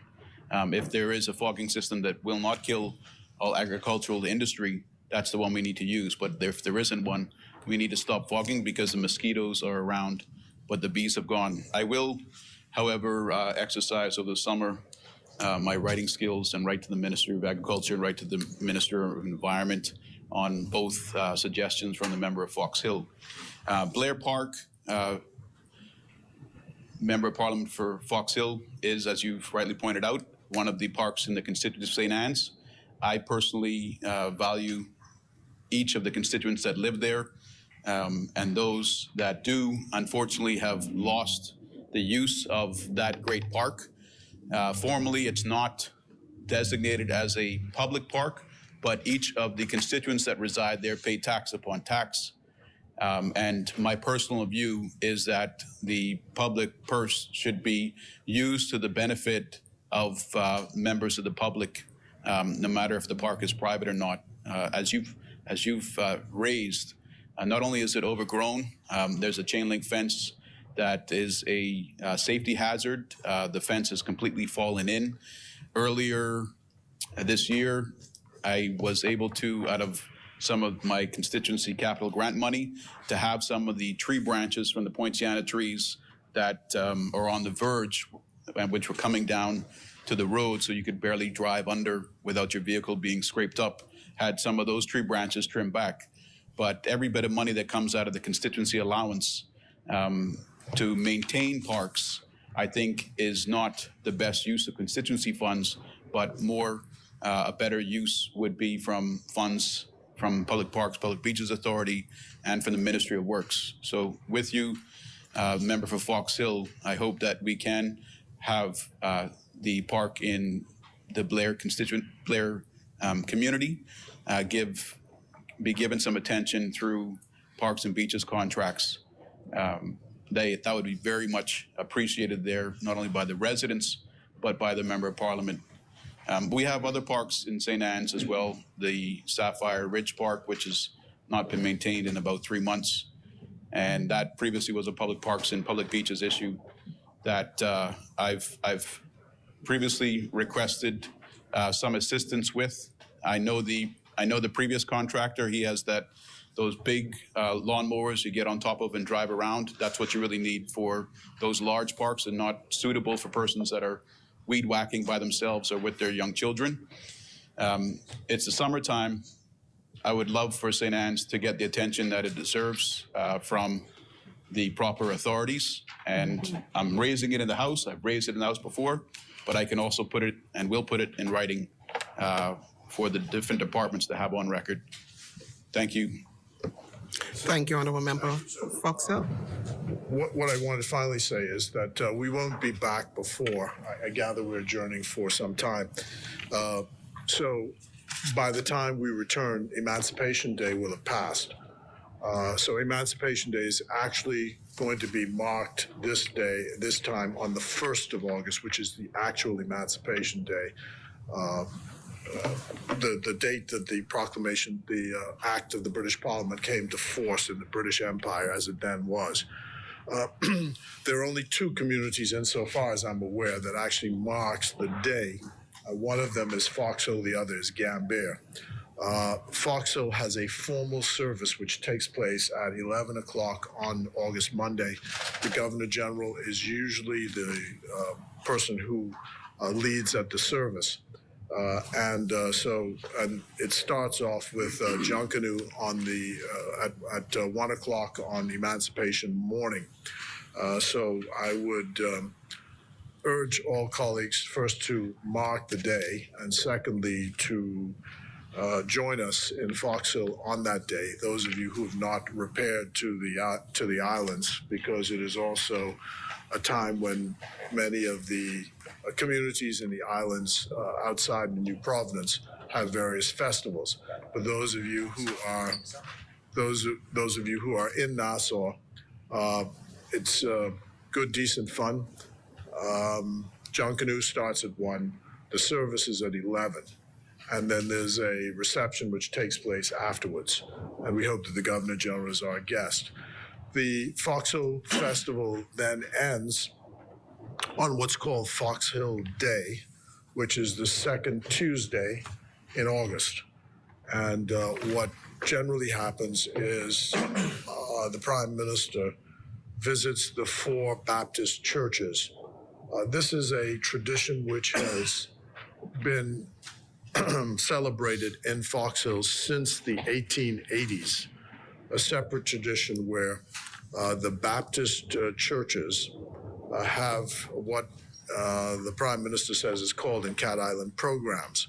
So the Sunday school children on Fox Hill Day do presentations, recitations, and many people who've gone into public life from Fox Hill got their start on Fox Hill Day. The tradition has been from our side that the leader of our party, and now this the Prime Minister, we go from church to church between the hours of 11 o'clock to 1 o'clock, and then join people later on the Fox Hill Parade, where they have the climbing of the greasy pole and the dancing of the maypole. It's good fun. The food is good, and we hope you're able to come both on Emancipation Day and on Fox Hill Day, which is the second Tuesday in August. So I wanted to extend that invitation, and thank you all for your attention. Thank you, Honourable Member. The Chair recognizes the Honourable Member for Marco City. Thank you very much, Madam Speaker. I wish to read into the record, Madam Speaker, this is a follow-up to our discussion last week with respect to the carbon credit trading. We spoke about the non-governmental agencies that have played a pivotal role over many decades in the Bahamas. And I wanted to once again say a special thanks to those NGOs.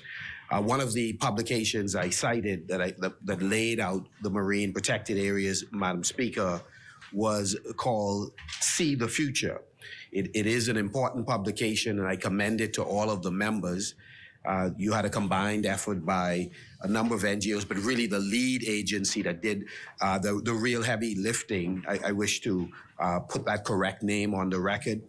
Again, let me just refer to the publication so members can note it. See the Future, sponsored in September 2018. It's a 20 by 20 white paper prepared by the Bahamas National Trust. Those agencies that contributed, obviously, there was an input from government ministries, input from the Nature Conservancy, the Bahamas Reef Environment Education Foundation, but the heavy lifting on that important document that documents the good stewardship of Bahamians, again, was carried out by the Bahamas National Trust. It is a proposal that was prepared for the Office of the Prime Minister, the Ministry of the Environment and Housing, the Ministry of Agriculture and Marine Resources. And the lead writers was Lakeisha Anderson, who played a pivotal role in coordinating this effort, assisted by Craig Dahegrin, Lindy Knowles, Lashanti Jupp, Shelley Kant Woodside, Shanique Albury-Smith, Kasarina McKinney-Lambert, and Agnesa Lundy. All of these persons, again, led the charge, Lakeisha Anderson being the lead in this regard. I also wanted to single out Eric Carey, who continues to do incredible work in the Commonwealth of the Bahamas in the environmental space, and there are so many others I'll talk about once we return from the summer break. I want to say to the residents of Marco City, I will be in office on Thursday for office hours. We have a full weekend with the sail away on Friday. We certainly invite all the members of Parliament for Grand Bahama to come and join us on the sail away. Conversion is possible. And then, of course, to all members of the public that's interested in participating, we invite you. We will be having a meet and greet Saturday, and of course, a service on Sunday. So with those few words, I want to say to all the residents of Marco City how much I appreciate you, love you, and will continue to stand with you and on your behalf. Thank you, Honourable Member. The Chair recognizes the Honourable Member for St. Barnabas. Thank you, Madam Speaker. Madam Speaker, I just wish to apprise the constituents of St. Barnabas that we are still registering persons for the Summer Junkanoo Workshop. They can still go to the office on Oxford Avenue in the Grove to register and to incentivize those persons, the persons who will be assisting with teaching persons how to pace and how to build costumes from the greatest Junkanoo group in the world, which is the Valley Boys. You agree with that? We're in agreement? So we just encourage. So we encourage the young persons who either are not as prolific in Junkanoo, certain aspects of Junkanoo, or for those persons who this will be their first introduction, to please get involved. Also would like to let constituents know that we, in the last 2 weeks, have added an additional 6 to 7 computers in the computer lab at the community center on Market Street. And so letting my constituents know that we continue to do our endeavor best to bring edification and development to the constituents of St. Barnabas. Also, I wish to thank the St. Barnabas We Care team. On July 9th, we had the opportunity to conduct our first soup kitchen there at the community center on Market Street. And it was a great opportunity, Madam Speaker.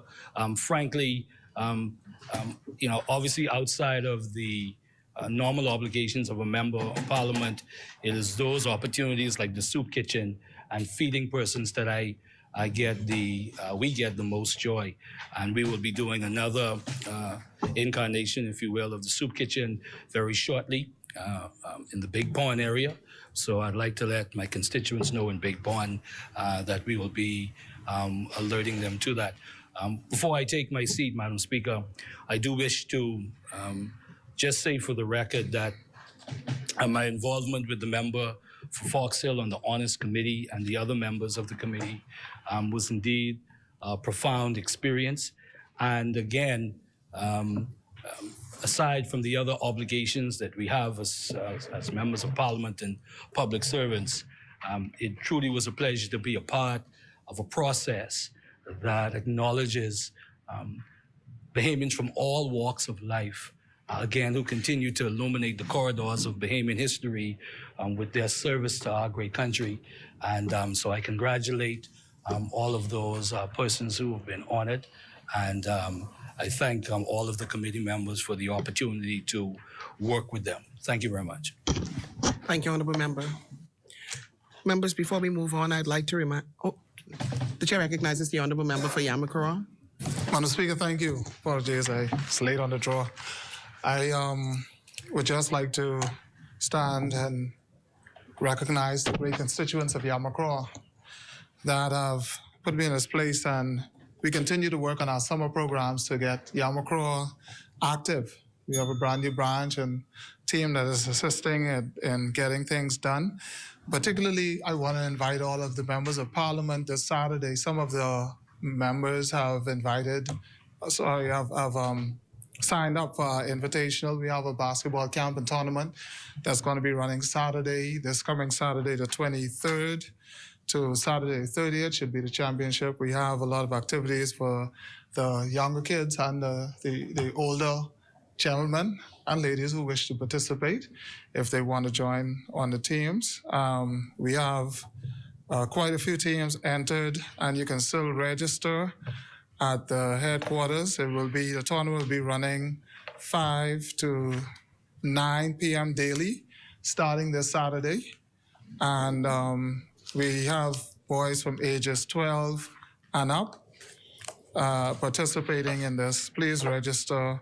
Check online. The number is 603-6698 if persons are interested. And continue to listen out, follow our social media pages, and we'll continue to give updates on the progress and activities going on in the great constituency of Yamakura, including our August 1st activity, but I'll give further update then. Thank you, Madam Speaker. Thank you, Honorable Members. Honorable Members, before we leave, I'd like to remind members of the state-recognized funeral for Bishop Albert Hepburn tomorrow at 11 a.m. It will be at United Cathedral Church in Flamingo Gardens. His body is actually laying in repose today for those who can't make it and want to just sign the book.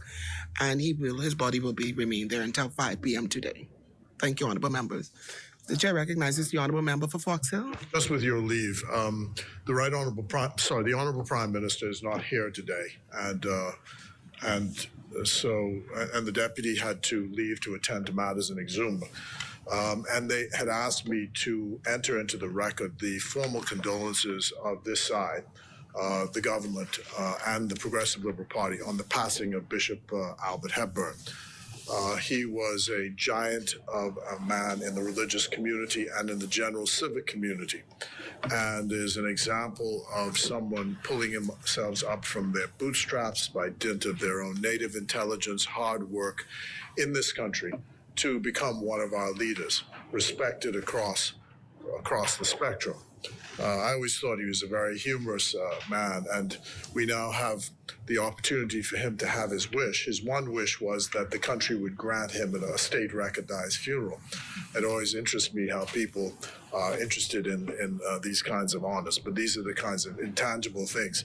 And I remember I was a minister in the previous iteration of the government, and he called me up with one of his religious colleagues because there was an announcement made about another state-recognized funeral for a religious figure.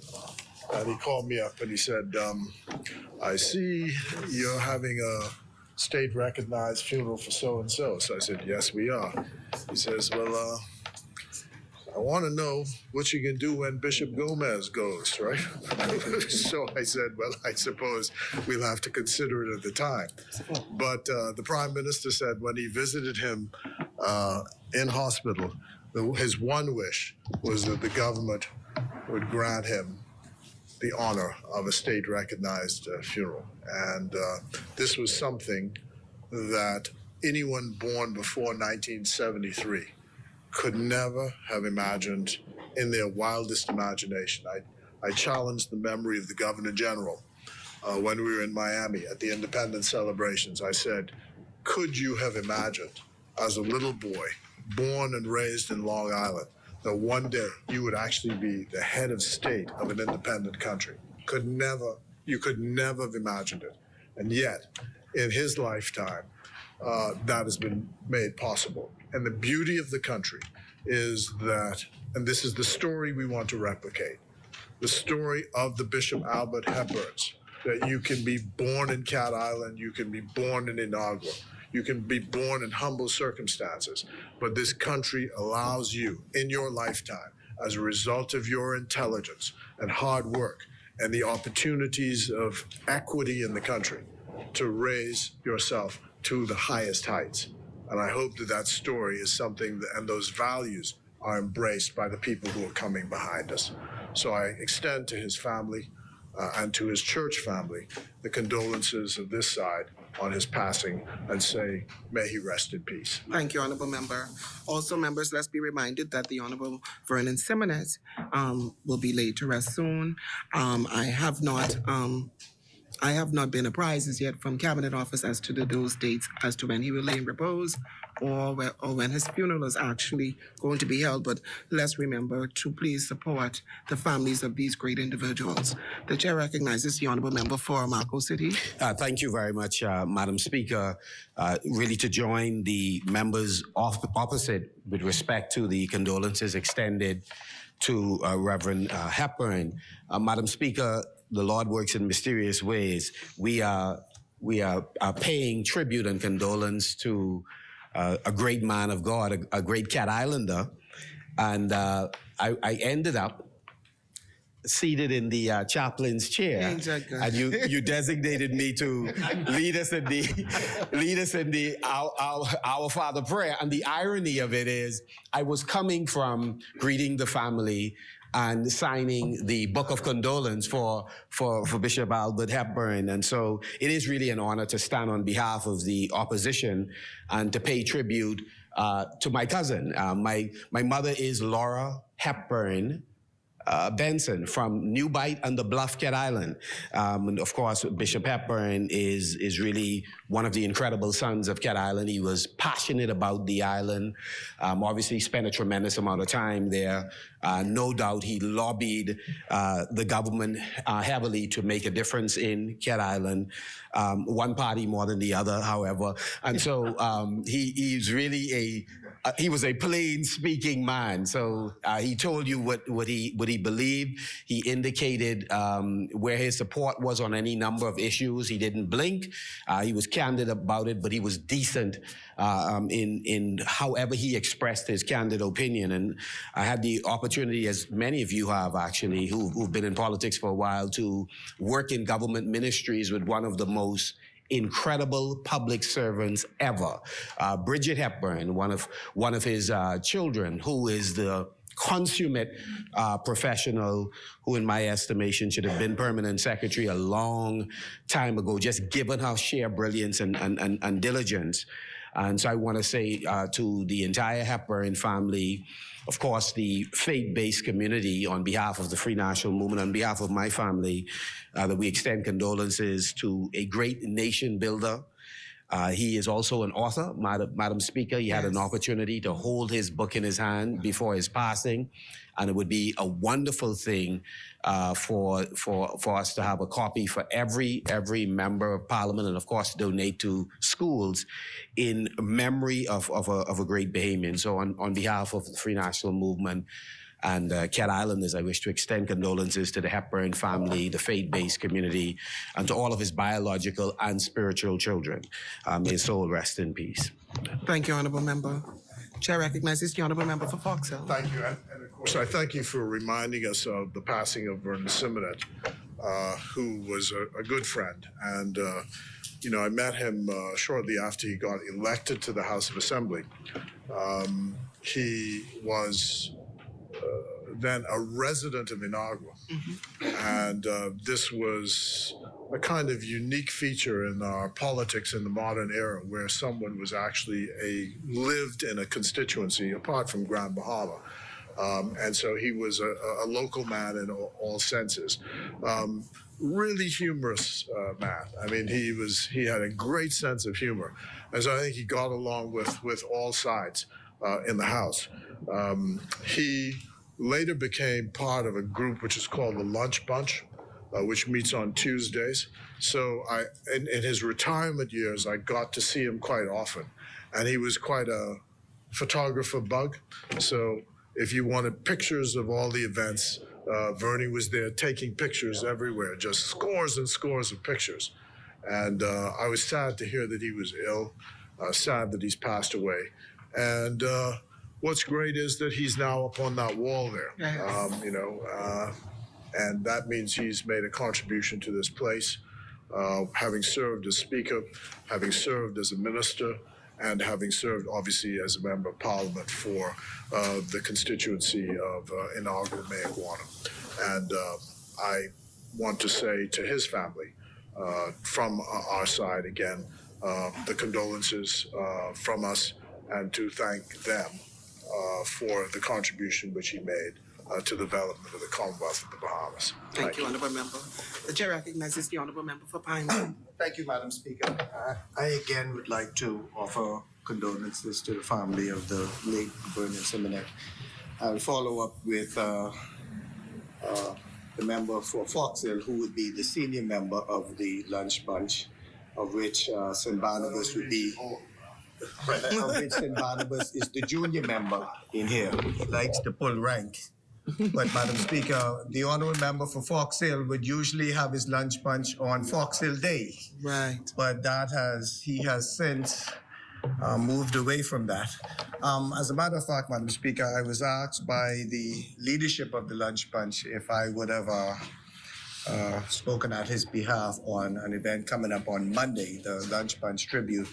Unfortunately, I would be out of the country for a few days, and so to those bunches there, I would like to say from this place to our photographer, Simonet, as a lunch bunch, you just was required to host lunch one Tuesday out of the year. But the photographer brought pictures every week, so he basically hosted 52 weeks out of the year. And this was out of his own money. He referred to himself in his later years, as I said, as the youth speaker, having resigned, moved on from politics. May his soul rest in peace. also Bishop Hepburn, a great man from Cat Island, civic leader in this country. You know, we are losing a lot of that, what we refer to as the great generation. Finally, Madam Speaker, over the last few weeks, there has been a lot of rain of which my constituency has been affected. To Mr. Leslie Road over in Buttonwood area, I thank you for the updates that he has provided. I have been in contact with the Permanent Secretary in the Ministry of Works, Mr. Luther Smith, also the Civil Engineer, Mr. Moxie, responsible. And those drains over on Buttonwood and on Casarilla, I was advised that they would have been addressed yesterday. And that only leaves Sugar Apple Street, which was my old stomping ground for 6 years. I want to assure those members there, those constituents there, that that should be addressed before the end of the week. And also the beautification of the parks, in particular Isaiah, Sequoia, and the other baseball, that would be addressed during the summer. And also I advised Pinewood residents to pay attention to the ZNS and the community channel with regards to our back to school initiative, which probably will be done before we return to this place. I wish Pinewood residents a healthy and safe summer. I thank you for indulgence, Madam Speaker. Thank you, Honourable Member. The Chair recognizes the Honourable Member for Golden Gates. Madam Speaker, colleagues, I would have mentioned in the House in our communications last week that the Honourable former Speaker Vernon Simonet is a cousin of mine. So I'd like to officially advise that the Lunch Bunch Memorial, as Pinewood would have mentioned, will be held at New Covenant Baptist Church on Monday, the 25th of July at 6:30 p.m. And the official funeral will be at Zion Baptist Church on East and Shirley Street at 11 a.m. on Friday, the 29th of July. Thank you. May his soul rest in peace. And he will definitely and has already been missed tremendously by our family. Madam Speaker, I would like to take the opportunity. The Honourable Member for Elizabeth has also stepped out to travel to Exuma with the Deputy Prime Minister, but she has asked that I remind the constituents of Elizabeth of the Iron Chef Cook-Off competition that will be hosted this Saturday, the 23rd of July at 12 noon at the Quality Home Center on Prince Charles Drive. She encourages those who haven't registered or need to register to visit the Elizabeth constituency office or their social media platforms in order to find out the details of this competition. And of course, I cannot leave out my beloved Golden Gates. So we have coming up in the following weekend, not this weekend, which would be the 30th of July, because now we know that everybody has their report cards. Report Card Reward Day will be hosted at 12 noon on the Golden Gates Assembly Park. I encourage all students of Golden Gates Primary and Secondary to come out, bring your report card, come out and have eats and drinks and treats with me. And those of you who have achieved a 2.5 GPA or higher, I have some amazing gifts for all of you. Those who have not made the mark, I still want you to come out. We have eats, drinks, and treats for you all. Our back to school event will be hosted on the 20th of August. And I don't want to call it wet and wild, so it will be a wet and exciting water park fun day for the children of Golden Gates as a back to school. I was told not to say wild, but I want the children to come out and have a great time, have excitement, and act the way they want to because they deserve it.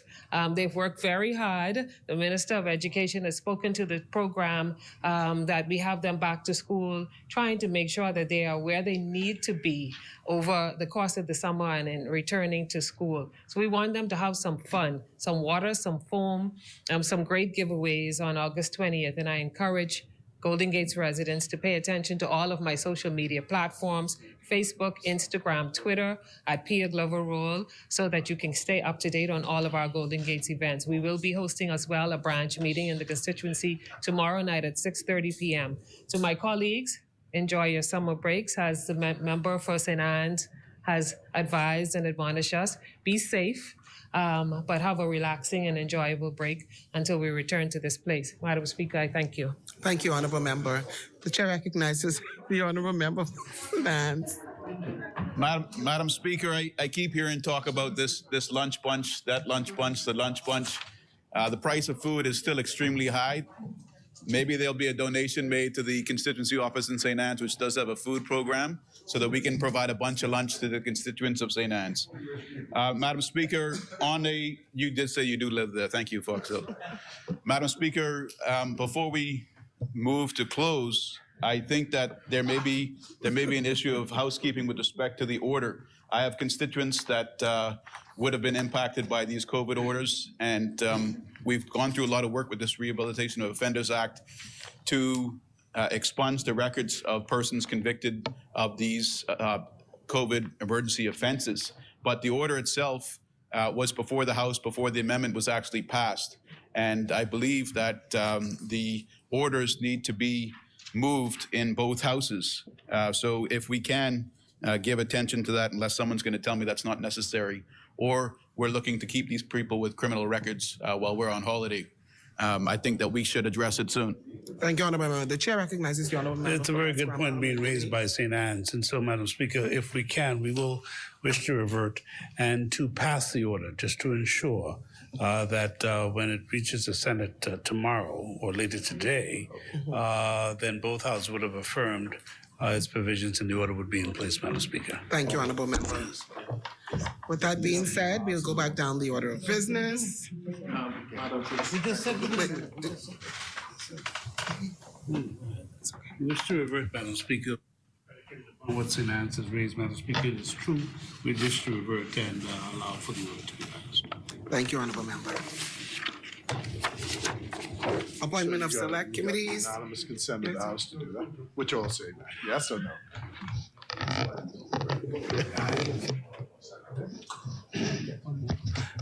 Madam Speaker, I now move a motion that the Rehabilitation of Offenders Amendment Bill order now be passed. Thank you, Honorable Member. Is there a second? Second. It has been moved and seconded that the rehabilitation order be amended? Be amended. Be passed. Be passed. As many are in favor will remain seated. Those opposed will stand. The motion is carried. Thank you, Madam. Thank you, Madam Speaker. Thank you, Honorable Member. Appointment of select committees. Instruction of select committees. Discharge of select committees. Notices for future meetings. The Chair recognizes the Honorable Member. Madam Speaker, we wish to renew all notices in the name of the government. Thank you, Honorable Member. Senate. We wish to continue all business in the name of the opposition, and we do encourage the government to provide the written responses to the questions that have been raised. They've only given verbal responses to date. Thank you, Honorable Member. Adjournment. Madam Speaker, just the Chair recognizes the Honorable Member for West Granville and Liberty. I think there's one outstanding question, correct? The others we have laid on the table the response to the other questions. Yes, there is one responding. Yes, ma'am. Oh, thank you. Thank you, Honorable Member. We will certainly have the question answered in writing and delivered to the Chair. You may continue, Madam Speaker, Honorable Member. I now move that the House adjourns to September 14th, 2022 at 10 a.m.